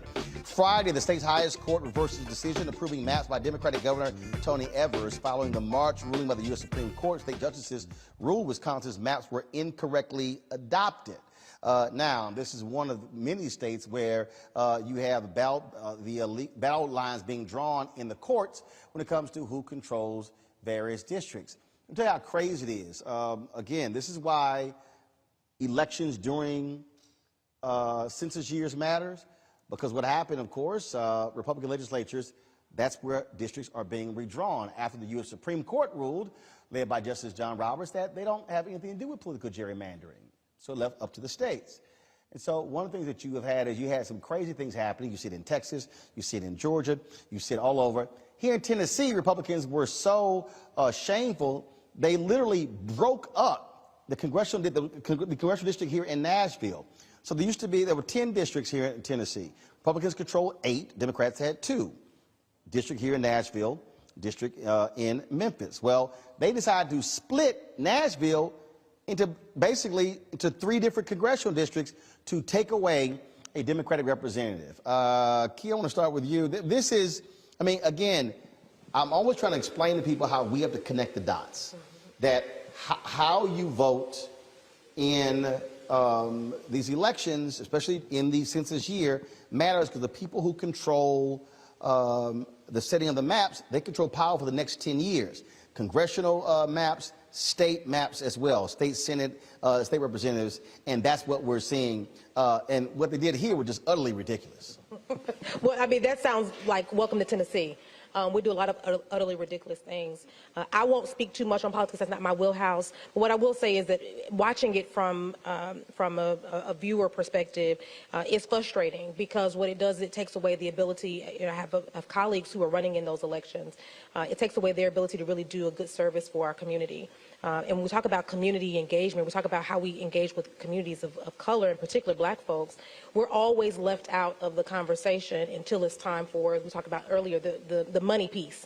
Until it's, watch where the money goes, watch where you need us, the labor part. But other than that, we're not necessarily valued. And this was a great display of not being valued or valuable to the community or to the politicians, because they took away one of our rights, as has happened many times before. Sharon? Well, all I know is that there will be 3 people at the table asking for different things for different parts of this county when we have disasters and floods and tornadoes, and they're all going to be competing against each other. And it was a move to get rid of Congressman Jim Cooper, because he had been in Congress for years and years and represented this district, and probably could have gotten reelected again. But now what it's going to do is it's a division. It's trying to take. Nashville is the largest city, and Memphis are the largest cities of where the minorities are. They know Nashville is a cash cow. This is country's king, and music industry is king here, and they know Nashville is booming. People want to control. The State House in downtown Nashville is run now by the Republican Party, but they want to control the city of Nashville. Yeah. And that is what is the underlying issue, is the absolute control. Because with the control, you control the money. And you control. Oh, it's always about the money. Well, no question. But this is part of something that's been systematically going on here for many, many years. And I've been covering it on my show and in my newscast, simply because they have been slick about it and systematic about it, about the undoing of the power base in Nashville. The governor just wants to control everything, not some things, but all things. But this is not just Tennessee. I mean, this is the Republican strategy. Period. All across the country. They want to, I mean, we were talking about how Kansas City is the only city in Missouri where the voters, they don't control their police department. Which is insane. The police board is nominated by the governor. There's no other city in the state. And I'm from there. And so we can go down the line in a number of states how Republicans, look, Georgia, when they passed their law, how they can replace members of the county elections board. They want to put their people, this is about the legal rigging of elections. It is. That's what we're seeing here. It's how they're abusing power. And so what I keep trying to explain to people is this is what we're up against. And this is not just how African Americans are going to respond. It's also how are white folks going to respond? How are these so-called white liberals or white independents going to respond as well? When we talk about democracy being in danger, that is real, Jeff. What we're seeing, it is in serious danger in this country because what they are trying to set up in 2022 is a test run for what they want to execute in 2024, and that is to make the big lie, Trump's lie, real, and they want to steal elections, city, county, state, federal elections. They want it all. Yes, and I think you're right when you say that this is a test run for the future. This is all very systemically connected here. So it is no secret. Is it working? Am I good? Do I need another mic? Okay, we're good. Wait, we're here. I'm going to make sure I set this down gently. I don't drop the mic. But when we talk about systemically what's going on, all these dots are connected. Nashville was considered a blight on the Republican Party because of gerrymandering that took place when we were not paying attention over the last 20 years of what happened. Tennessee was a Democratic state. It was more blue than this tunic that I'm wearing right now. It was solidly in the columns of every presidential candidate for the last 30, 40 years. Governor Ned Ray McWhorter had the state Senate and the local representation in the state legislature. All of that was locked down. And what happens is Democrats got lax. And they stopped doing voter outreach, and they stopped doing outreach to minority communities. And what happened is power got shifted to rural America. If you want to understand how this works, look no further than the governor of the state of Tennessee. I have to remind people when I tell them for Tennessee, they say, y'all crazy down here. I said, look, no, we're not crazy. It's not us. It's the result of 20 years of political strategy that has gerrymandered our state and given more power to the rural communities. It's almost as if you're using the Montana model, where somebody in Montana who literally has 6 people per square mile living there has more power than a city block that has 100,000 people living in it. And that's what's happening here. When we talk about rural communities like West Tennessee, it's the same issue that we talked about with Mason when the president of the NAACP was on here. Mason, Tennessee is a test ground as well. You've got a city of 1,500 people in an area of West Tennessee that is primarily black. The governor of the state of Tennessee makes a deal with the town called Stanton to bring this blue oval city here, gives $500 million to Ford as an incentive to bring them there, then partners with Ford, who is investing $6 billion, SK Innovation, who is the microchip and the battery maker from South Korea that is also partnering with Ford, are putting another $5 billion into it. All of a sudden now the city is in financial trouble. So you have this connector city, 2 hours from here, 12 miles from Stanton, 47 miles from Memphis, but now you have a chance for black political empowerment to raise its head in West Tennessee again. And Senator Cohen and the people who are representing the state of Memphis, the city of Memphis, connecting to Nashville, now they pulled Jim Cooper out of the mix by splitting his district into 3 Republican districts so that numerically you cannot win. This is where it comes down to what Ira Fleischer said years ago, that we've all adopted without understanding the reason behind it. All politics is local. When we hear that, we say that. But we don't see the connection of the dot, because when it happens at this level, it becomes gerrymandering at the state level. The state begins to put policy in that reflects the national politic of the Republican Party. So we also are talking about what we should really be calling it, and it is a state of white minority rule. That is what is being moved, we are moving toward as a society. So we have to be in a place where we can participate in this democracy. And one thing that I suggest to people, I had some young white liberals come and they said, well, Rev Jeff, well, how can we help? We really want to help. And I said, move out of the inner city. And they said, oh, well, but I like my neighborhood. It's diverse. I mean, there's a really elderly black woman at the end of the street, and next door there's this hipster couple. And I said, you're part of the issue, because the urban areas now that are rife with gentrification, they are stacking people into the urban areas. And meanwhile, Governor Lee and DeSantis, all of them are saying what? We need to make sure that we get broadband. to our rural areas. We want to make sure we have infrastructure in our rural areas. They don't care if you put 150,000 people in 37208. They got less power than West Tennessee, East Tennessee, or Johnson City. How do you have a city like Nashville with a large minority population, a city like Memphis, the 2 out of the 3 major cities, Nashville, middle, Memphis, west, Knoxville, east? How do you have it that this was supposed to be 2/3 blue, and yet we're an overwhelmingly red state?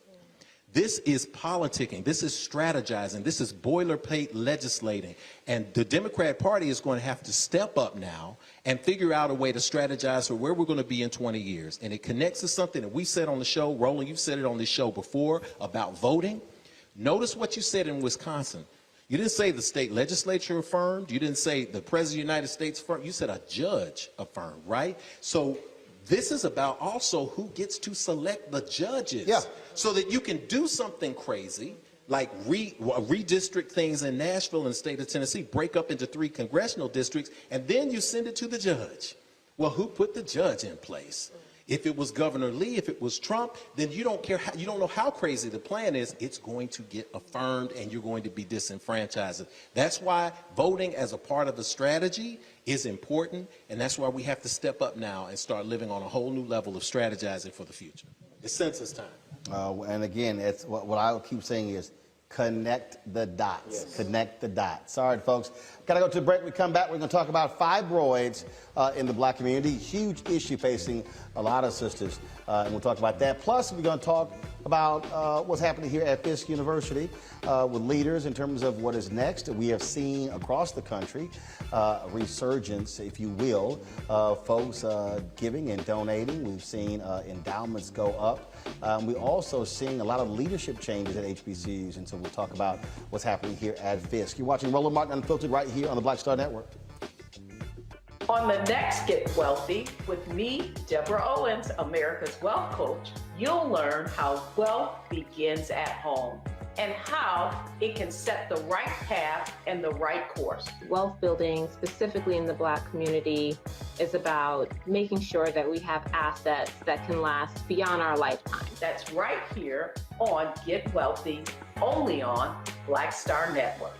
When did you know that this is what I wanted to do? I think right after high school, because in high school I was in all the plays. Well, I was always funny, but I didn't know nobody would pay me for it, you know. And then I saw Eddie Murphy. This was like '84 when I saw Eddie Murphy. Eddie Murphy was the hottest thing in the whole wide world, not just comedy, but anywhere. He saved Saturday Night Live. If he hadn't started that show would be gone. He had done 48 Hours, Trading Places. His first Beverly Hills Cop, could wear the hell out of a red leather suit, and he wasn't but 23 years old. He was rich enough to pee cream, and he got all that telling jokes. I said, shit, I've been funny my whole life. I didn't know people give you money like that, so I went and got some Red Fox albums. I went down to my mama's basement where I was living anyway, and I stood in that mirror and played them albums and them jokes until I could tell them like they was mad. Wow. And that started me doing jokes, and then I went and did comedy in the street. I was standing on State Street, tell jokes and pass my hat, and white folks would come up and just hand me money, and I liked it.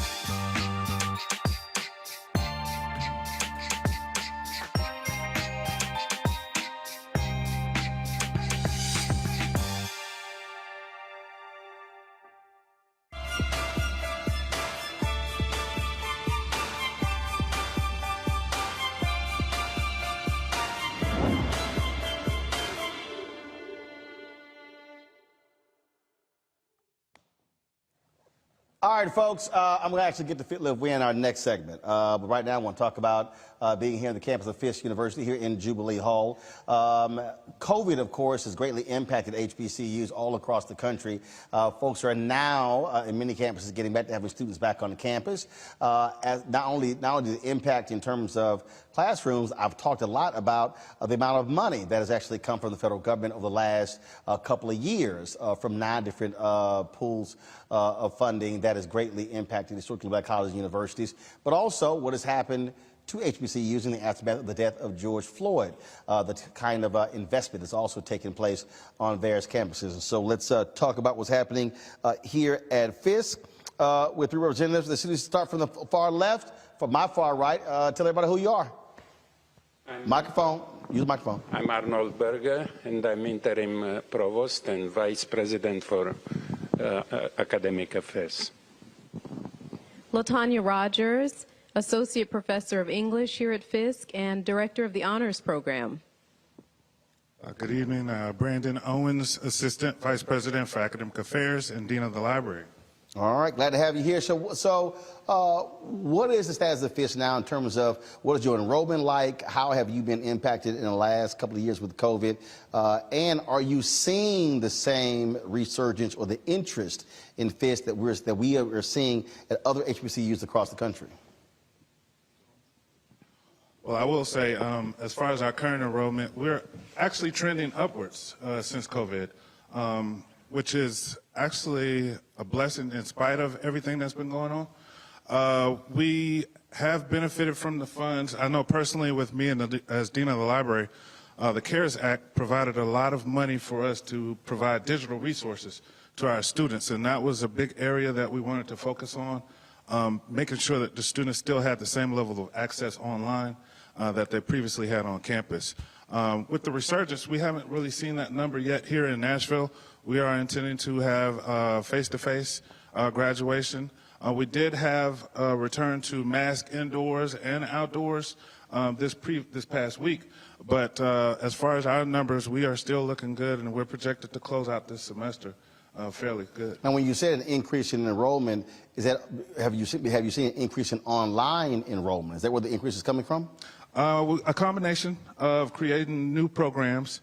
We have a satellite campus that's in Clarksville now that's focused on working with veterans because of that location being close to Fort Campbell. So we're in launching new social justice programs as well as academic programs that are going to generate more interest in student enrollment. The focus is continuing to do face-to-face, but our enrollment increase has been due to, I would say, the climate as far as historically black colleges and universities and the interest in those again. I think it's the new Negro movement to me, and I think it's a blessing. I saw Labor Day, the third Reconstruction, in that in the aftermath of George Floyd's death, the focus on social justice, the amount of money that has been committed, not only from foundations, but also from corporate America as well. And then, I mean, I can tell you, you go to a lot of these places and all they're saying is HBCU, HBCU, HBCU. But what I've been challenging HBCUs on is making sure they're not getting pimped in that process. That if folks want to sit here and talk about HBCUs, that they're actually ponying up the resources.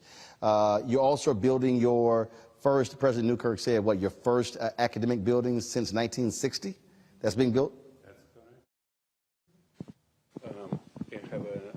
Building that started more than a year and a half ago. Pretty soon we'll have it ribbon cutting ceremony, and it's primarily will be used for development of career development of our students, to have a place where they can interact with the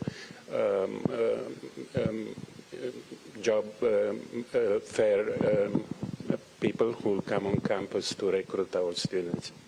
Well, that obviously says a lot if your first new building, your first academic building since, as he put it, since Eisenhower was president. I mean, that, and again, that's what a lot of HBCUs are dealing with, older buildings, trying to make that level of reinvestment to be able to compete with the new generation of students. Yes, so at the time, 60 years ago, Fisk enrollment was at peak, around 14, even 1,600 students. And then we experienced a huge drop over the years. And only in the past 4 or 5 years, we're back to the slope onward. And that went hand in hand with very good fundraising, even before the Black Lives Matter movement. We experienced like a threefold increase in fundraising in the past years. And it's very steady and continuous, and as you said, private donations are up, in particularly aimed at supporting stipends for students and fellowships, and both at undergrad and the graduate level. But look, the university was dealing with a financial issue. Doc, you came from Howard, you also coming here, and that was a major issue. And that is when you talk about those negative headlines chase people away. They do, but in the aftermath of George Floyd, I think people are more interested in what you're now calling the new Negro movement. I've been teaching a course this semester called the Harlem Renaissance, and we've been talking about how students are beginning to look back toward culture, back toward race. Fisk University has always been the center of cultural, racial, social justice matters in this city. And I think now with new presidency, new laws, new interest, Fisk University is re-emerging as a center of social justice in this city. And we've just named a John R. Lewis Center on campus. He is was an undergraduate student here at Fisk. W.E.B. Du Bois was an undergraduate student here at Fisk. And so Fisk has always been at the center. And I think the interest is returning to the HBCUs in the aftermath of George Floyd. You're located, obviously, Meharry is right across the street. Talk about the focus on science and how critically important that is to building and developing your next generation of students, taking advantage of the proximity to Meharry. Yes, we do have a bridge program with Meharry that gets our students to a doctor level within 5 years. I think that's a great benefit, and we've always partnered with Meharry since it moved here in 1930. A lot of people don't know, but Meharry's library was actually on the campus of Fisk University for more than 30-something years, where the students walked over and accessed Cravath. They had their own branch. But as far as the connections with science, it goes far beyond just medicine, and Dr. Berger can focus on a lot of the Science Foundation funding that we get, but as well, we have a lot of funding that's coming through partnerships. Right now, I'm teaching a class with partnership through HTC, T-Mobile, as well as a company called Victory XR, where we're taking students into the metaverse and using the metaverse to instruct students. And I'm using that platform to show them how they can use their history background, as well as the technology in the HTC and the metaverse and VR, virtual reality and 3D scanning, to teach history to the world online, because it gives people an opportunity to leave their space, leave their home, go anywhere in the world, and you can talk them through the space, have them experience that space. And I think what we're trying to do is create a cutting-edge environment for African-American students to be able to compete in the future, in the near future, especially in technology, as well as medicine and physics. How are you also dealing with, and look, we've seen this, Morehouse's campuses, we've seen at Howard, students are protesting living conditions, they're protesting food, cafeterias, things on those lines. And so how are you also ensuring that you have a strong quality control when it comes to dorms, when it comes to food, because you got students that are paying a hell of a lot of money to come here, and those are two big issues for students. Yes, and I think this goes hand in hand with the enrollment. When finances are up and when donations are up, we survey the students every year to know exactly what are our weaknesses and address them, but you also need to have the funds to address those, and now we are able, more than in the past, to address all those deficiencies. I think it also goes back to what you all were talking about earlier with transparency. We have been focusing a lot more on having town hall conversations where the president and as well as student affairs and administrators sit down and talk to the students about their concerns and what's going on, and rising the level of expectations, especially when it comes to our facilities. That's always been an issue, especially I've seen at HBCUs across the nation. But I think the focus is listening to the students and being specific about addressing those concerns in a timely fashion. One of the issues that has long been up for discussion here, the massive art collection that you have here. What are Fisk's plans for that? Traveling road shows? How are you taking advantage of that? I mean, obviously you have historic pieces of art. This one, of course, that sits behind us as well. And so how are you looking to share this story with more folks and use it as a recruiting tool for fundraising for students across the country, across the world? I'll address that. So, first, the art gallery is by now known nationally, and we have made a sharing agreement with the Crystal Bridges Museum in Benton, Arkansas. That's a new startup museum that we're sharing. So every 3 years the collection goes for 3 years at Fisk and for 3 years in Arkansas. This way, every cycle of students gets to see it at minimum 1 year and as much as 3 years. And our director of art gallery is very active in the community. He is connected with all the other museum and art galleries in town, serves on their boards, and he's very plugged in and making sure that we are one large art community in Nashville, and we serve them as well as they come here to support us. It's also tied to the curriculum. And speaking of the art gallery director, just recently had a conservation program. So we're tying it to the sciences as well with the students, getting the students involved with conserving the paintings and looking at the scientific background of maintaining that piece of artwork of over the centuries, as well as dealing with things like light and storage. And then also tying that to digitization, getting digital exhibits and collections online and available for the world to see what we have here, because it is, I'm not going to lie, it's a gold mine as far as the wealth of not only artwork, but historical books as well as artifacts that are here and in our possession.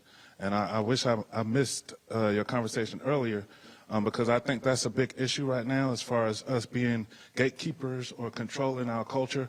One of the big things that I've been really resistant on is this whole Getty image grant that they're talking about, focusing on getting HBCU photographs. And I've been really, a lot of people, when it came out, they started sending me messages, why don't we do it, why don't we do it? It'll get all our stuff online.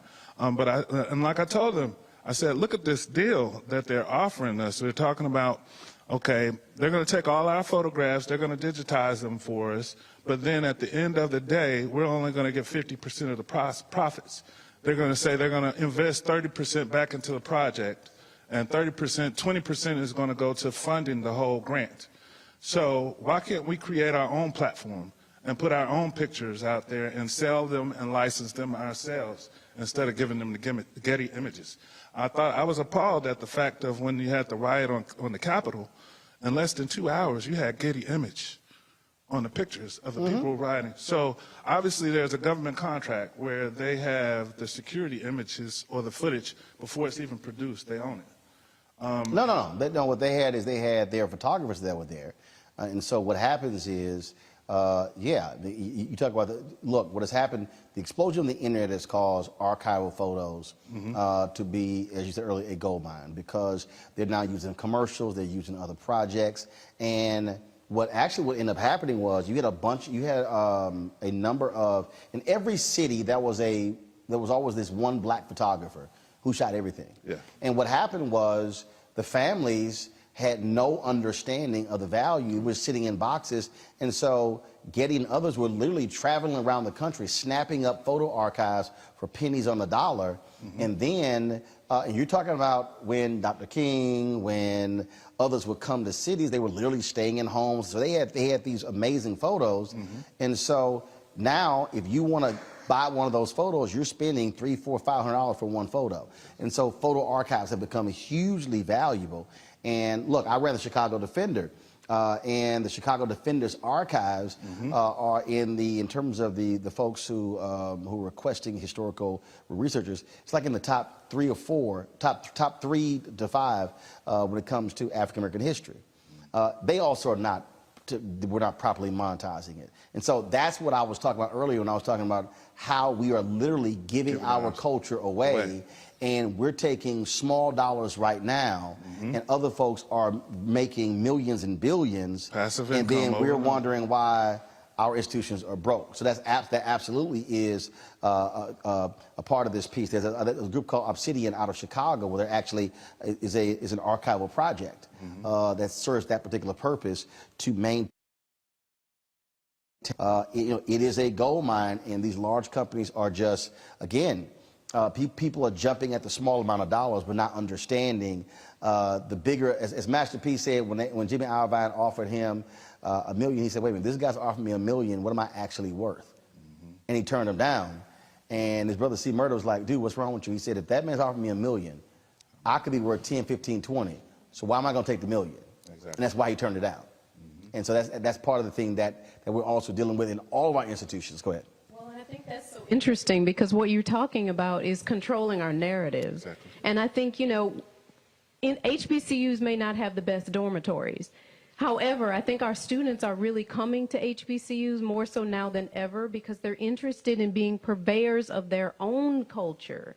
They're interested in learning how to share that, how to become the narrators of their own stories. And so it's really interesting to hear you all talk about capturing that narrative, being able to tell that story, and then being able to monetize that story rather than allow someone else to come in and monetize that story. And I think that is one of the benefits and beauties of an HBCU, is that those of us who choose to work at institutions such as these really are interested in maintaining the culture and really are interested in teaching our students how to do the same.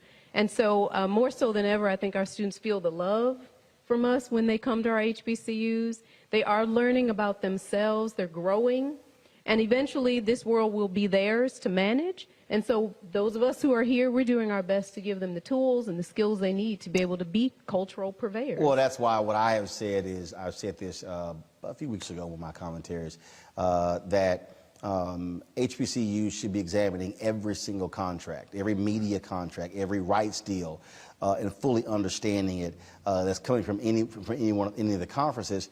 And if you have HBCU presidents and board members who have no idea what the hell they're talking about and no expertise in that area, then there are African Americans who are experts in these areas, who are experts at TV rights deals, who are experts at licensing deals, whether it's art, whether it's photographs, whether it's video, all of those things, and they should be tapping into that knowledge because I can tell you, as somebody who has sat down with many HBCU presidents, many boards of trustees, you have people who are sitting on these boards who do not have expertise in these areas and not realizing they're leaving hundreds of thousands of dollars, millions of dollars on the table because they don't know, because they're getting played by people who know they don't know.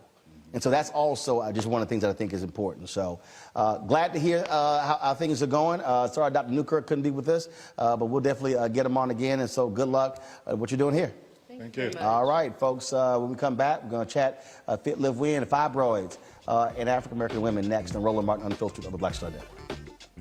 Folks, Black Star Network is here. I'm real revolutionary right now. Support this man, Black media. He makes sure that our stories are told.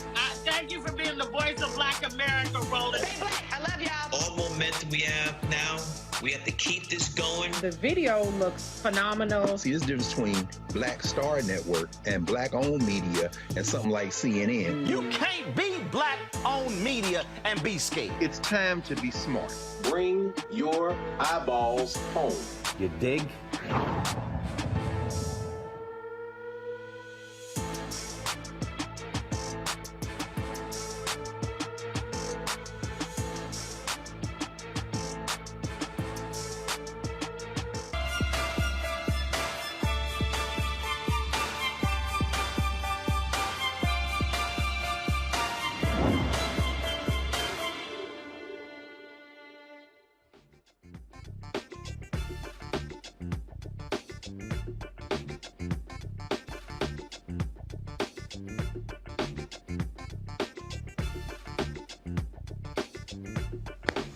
All right, folks, 90% of black women will be diagnosed with fibroids by the age of 50. They're usually benign muscular tumors that grow in the uterus wall. It can be a single tumor, or there can be many.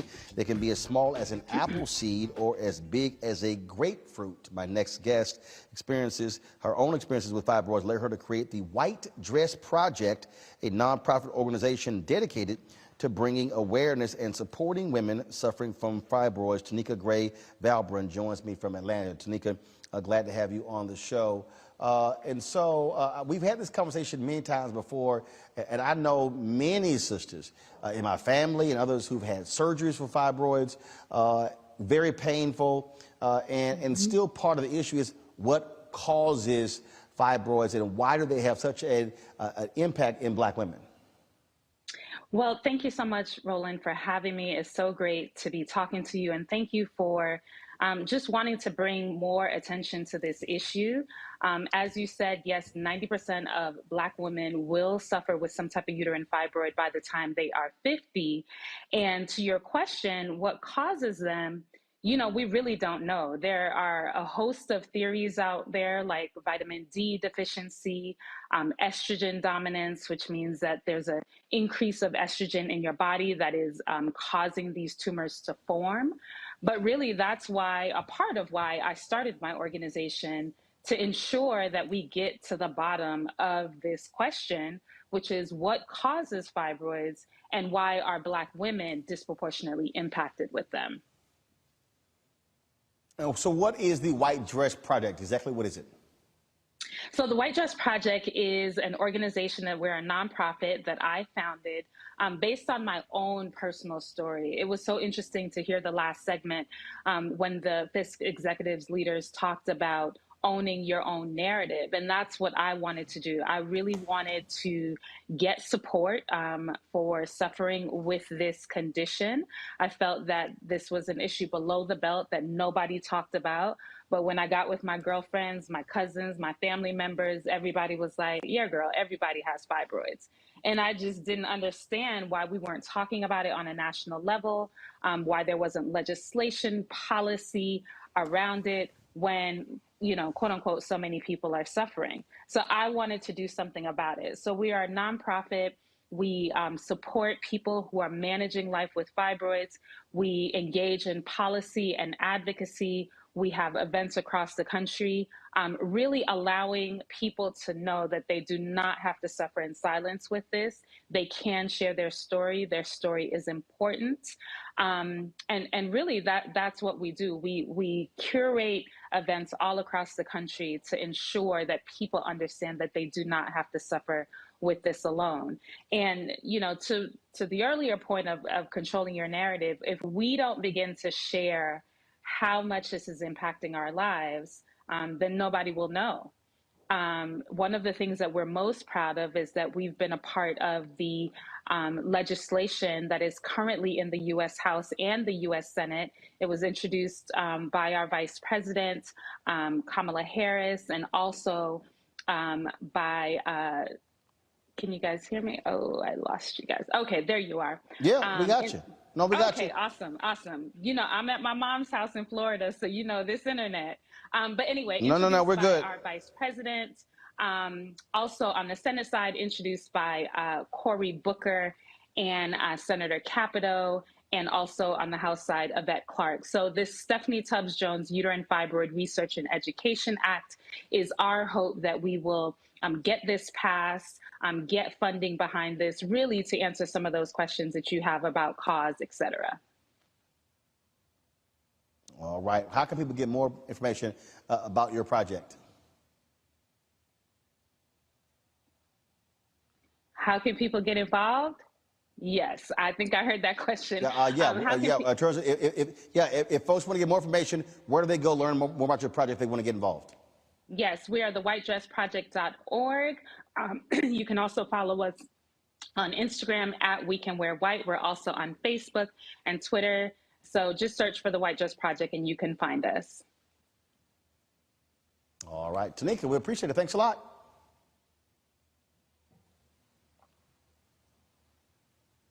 We're going to my panel here. This is the perfect example of one of the things we talked about, research. how often we are not participants in studies, things along those lines. And this issue of fibroids is a major one. You talking about 90% of black women by the age of 50? There should be a hell of a lot more research being done on the issue of fibroids because of their impact on black women. Yeah, I was looking during the break at University of Michigan, and they've done research around why there is no research for the black women. There are research why there is no research. There's quite a bit of research. That's a short project. That's a short project, right? There's a lot of research around Hispanic women who have fibroids. The unfortunate part about having fibroids is that there are indicators, but there's no real research that, of course, shows what it's linked to. I often tell people to look back, though, at birth control, because we have the tenure in our community of fibroids at a very young age, and we know that at a very young age, black young girls are put on birth control. And so that's a place where we should really take a look. Of course, the last guest that you had gave other places in which we should take a look, vitamin D and health and being outside, exercise and so forth.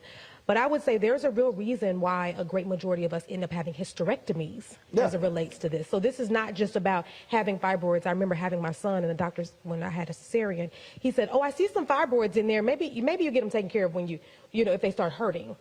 And so at some point, I may have to have some type of surgery to get rid of those, or the unfortunate occasion of having a hysterectomy. We should follow, as you said, follow the money, follow the footprints. We should follow the footprints of that. Why are there so many women who have fibroids that lead to hysterectomies? What is that about?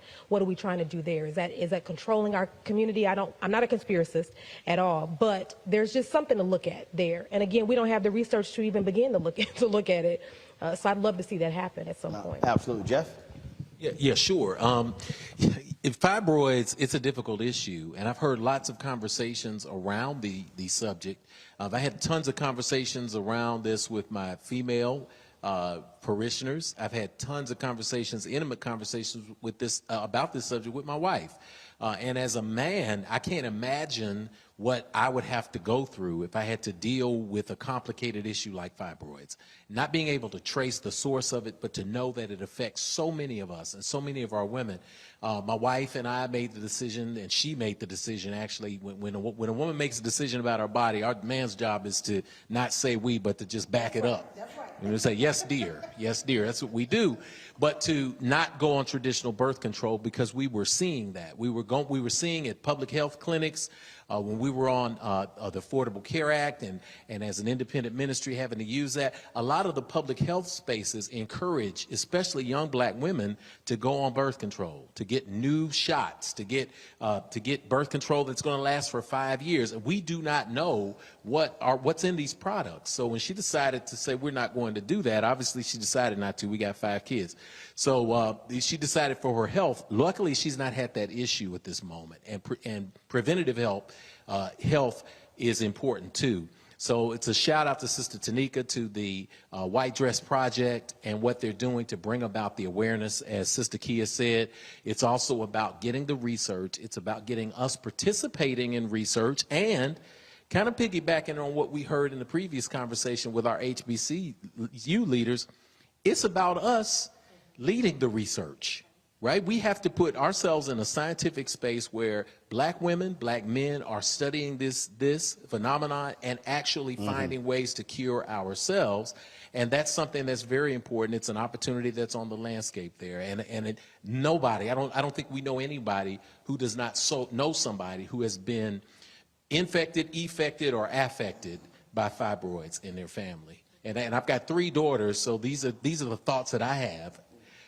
Going forward, how do we navigate preventative health measures for them to try to make the road a little bit easier? This also is full circle, just bringing this back full circle till we start the conversation about Cancer Row or Cancer Alley, and not being able to have, the preventative part of this is being able to be into the soil, right? Is being able to be able to eat directly from the land. But so much of our land has been affected, as you just mentioned. So I wanted to just bring that full circle moment back. Well, and in addition to that, Roland, many times black women have said over the years that the physicians that they were seeing were not treating them right as black women, particularly if it was white males. They weren't asking them the type of questions that would lead them to reveal this. They didn't feel comfortable. They felt inferior. So, and here we sit right across the street from Harry Medical College, where there is an abundant, I hope, supply of women who are studying to be researchers over there, as well as their services that they offer there for women. But we need to speak up about that and be more proactive about that ourselves. We can speak up a lot about outfits and shoes and pocketbooks, but when it comes to our health, we're quiet. We're not asking any questions. We're not saying anything, and we just fall into fear. And that is something that we can do. If we have the strength to stand out and do some of the things that we do in the communities and other things that we do with our children and our lives, we should at least stand up for our own health and say, I'm having this problem. I need help. And Kia, I had a hysterectomy 8 years ago. There is life after a hysterectomy. Oh, absolutely. I don't disagree with that. I'm sure that there is. What I will also say, to your point, is that many times when black women go in, we know this based on lots of research, that this is normalized. Like the pain that we have is normal. So we go in and say, we're bleeding extra days. We go in and say, I have an abdominal issue.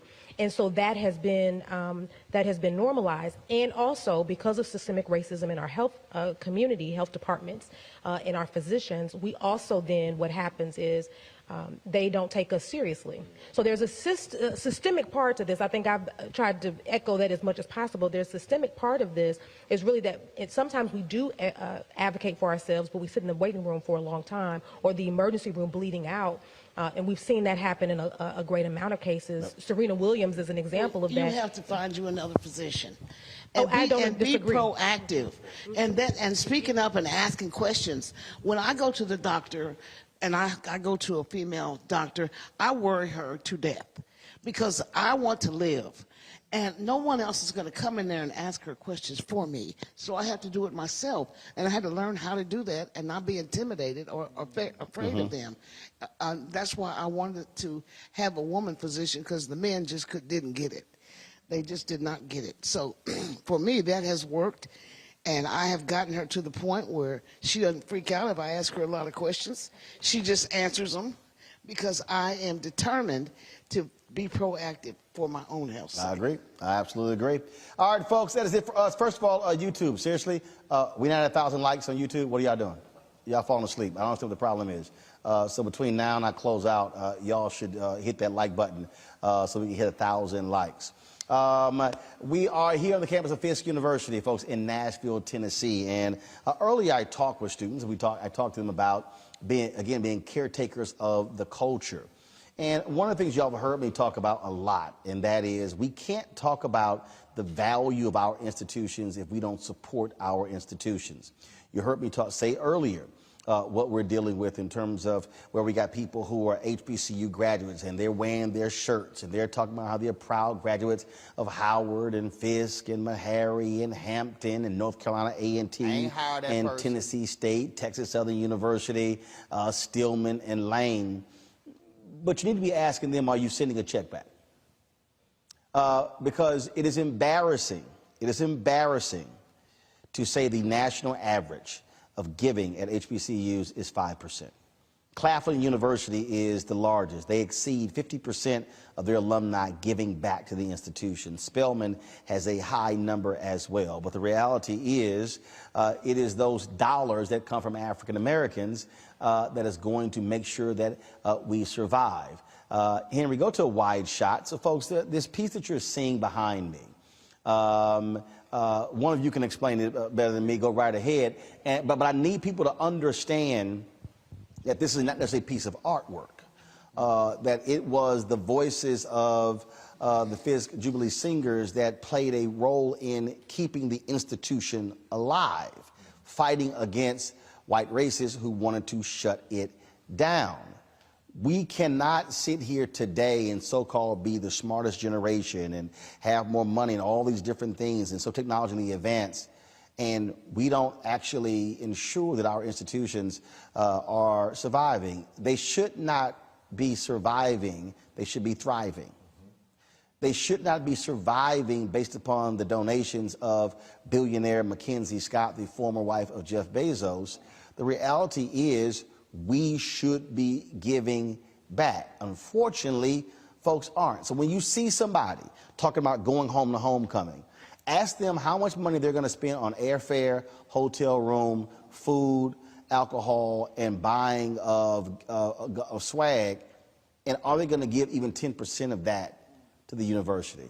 But just talk about, for people who have no idea about this painting and what this art piece means to this institution. The Fisk Jubilee Singers are celebrating 150 years as an institution that represents spirituals and Negro music in the United States. And this painting was sent over by the Queen of England. And many people come from around the United States to take photos of it, to examine it, because it had to be shipped here, because it's pretty substantial in size. But it does represent, it's a true representation of what the original singers look like. And they had to travel to keep the school open. And the students were the ones who were I would say, the gatekeepers. Because they, and when you say travel to keep it open, they were fighting against people who were trying to close it. So they were raising money. Yes. And singing along the way, singing their way to keep the school open. Yeah. Now that is not a story that America needs to understand, and additionally, that I think people in the music industry need to understand it as well, and particularly our African American singers that don't understand the sacrifice that they made, so that our music could move forward into America's mainstream. Because now, for that reason, that 150 years ago, we weren't singing R&B, we weren't singing hip hop, we weren't singing a lot of the genres that we sing today, but these Negro spirituals that the Jubilee Singers sang helped educate a community and help lift up a community, and has kept the name of Fisk University strong now for many years. And it's because of their sacrifice. It was a student sacrifice. It wasn't alumni, because there weren't but a handful.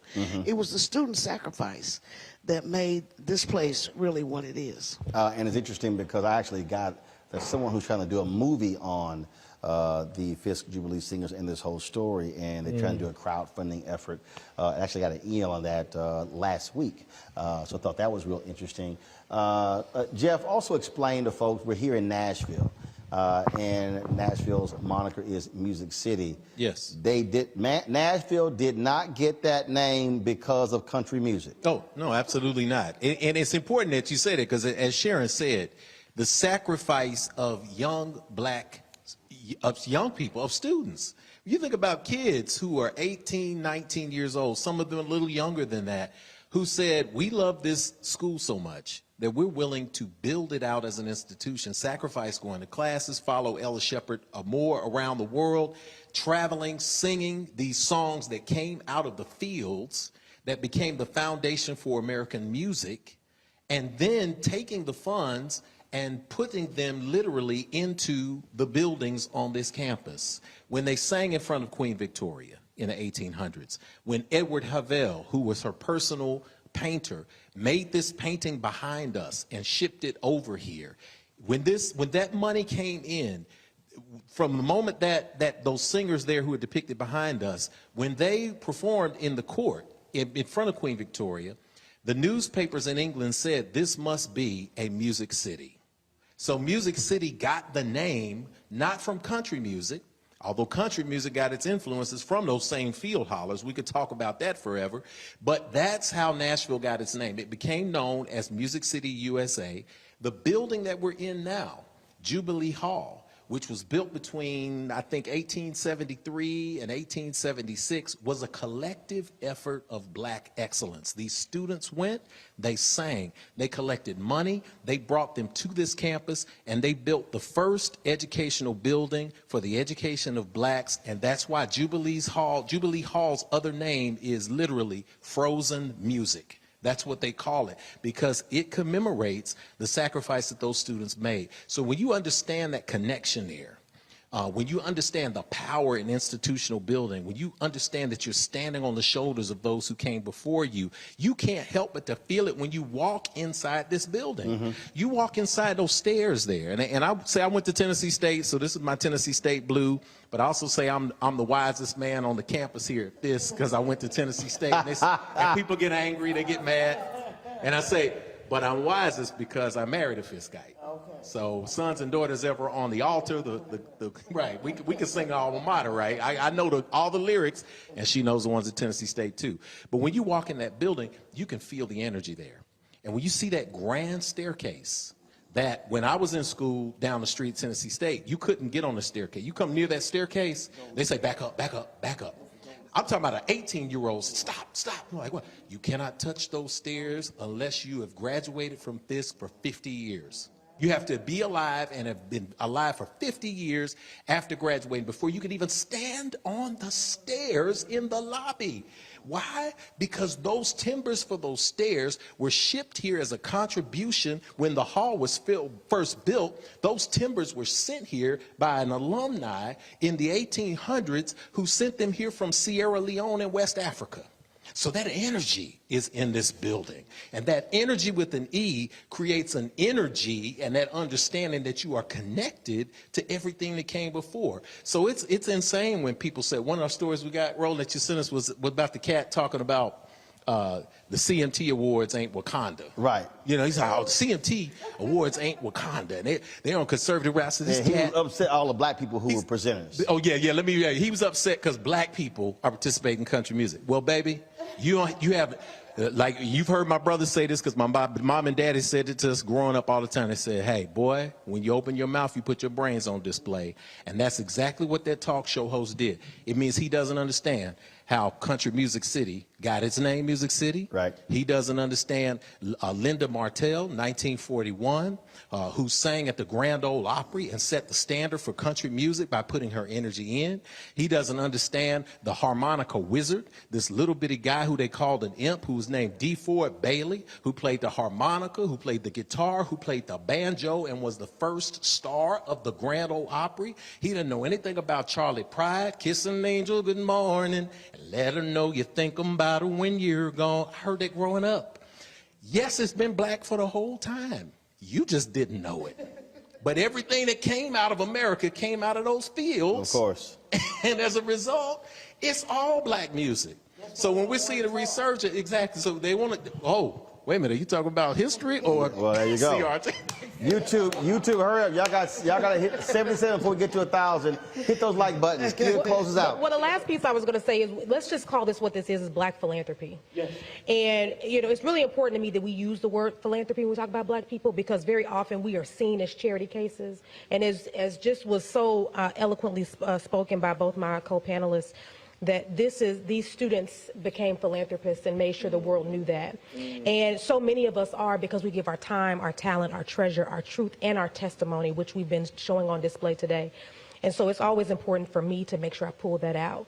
Of course, people can go to blackgivingback.com to make sure locally that they can give to our Black Philanthropy Initiative, but it supports Fisk. It supports many of the initiatives we have here around the city to make sure that we're seen as not just recipients, but as narrators of our own change, as you were talking about earlier with the students. So I appreciate the opportunity to close out with that. All right, folks, I appreciate it. It has been great to be scholar in residence here at Fisk University. Have quite some time. Real quick, tell everybody who the scholar in residence is named after, so they know who that is. Who's named after? Reverend Mitchell. Oh, Dr. Reverend Mitchell. He was the historian extraordinaire. He knew more about this university and this state of Tennessee than any other person. And he is sorely missed, and we loved him. And Dr. Reverend Mitchell, they're working on something special in the library to honor him. And everybody in Nashville and around the world who knew him loved him because he was a walking encyclopedia when it came to black history. All right, then. Well, I certainly appreciate being the first Reverend Mitchell Scholar in residence. Yes. Folks, it has been great. Appreciate the time here. Thank all of you for watching. Let's see, YouTube, y'all stop messing around. Y'all finally get to 1,000 likes. I told y'all, y'all need to hurry up. Y'all being a little slow. Let me see if you hit 1,000. I'm checking. All right, come on, y'all, 26 away. Y'all freeloaders, hurry up. Folks, download the Black Star Network app. Every available platform, Android phone, Apple phone, Android TV, Apple TV, Amazon Fire, Roku, as well as Xbox, Samsung TV as well. And, of course, support us, Bring the Funk Fan Club. Your dollars make it possible for us to do what we do all across the country. I am here today, back to D.C. tomorrow in studio. I'll be Thursday. I'll be from the campus of Clemson University speaking there. I will not be live. That's my wedding anniversary. So we have a guest, but I'll be Friday back in D.C. And then, of course, travel Texas, Las Vegas, Los Angeles. And so we'll be on the road. And, of course, in May, we'll also be in Kansas City with our town hall there, dealing with black police officers in their police department. And then, of course, we'll be broadcasting from Texas ahead of the runoff primaries happening there. So, of course, check your money order to P.O. Box 57196, Washington, D.C. 20037. Cash App is $RM Unfiltered. PayPal is R Martin Unfiltered. Venmo is RM Unfiltered. Zelle is Roland@RolandSMartin.com. RolandNat@RolandMartinUnfiltered.com. Thank you very much to our panel here. We haven't had an in-person panel in quite some time. I thought, hey, let's go ahead and do it. We're on the road, so I certainly appreciate all three of you being with us today. And again, thanking everyone here at Fisk University. Folks, that is it for me. I'll see you all right here tomorrow. Roland Martin Unfiltered on the Black Star Network. Ho!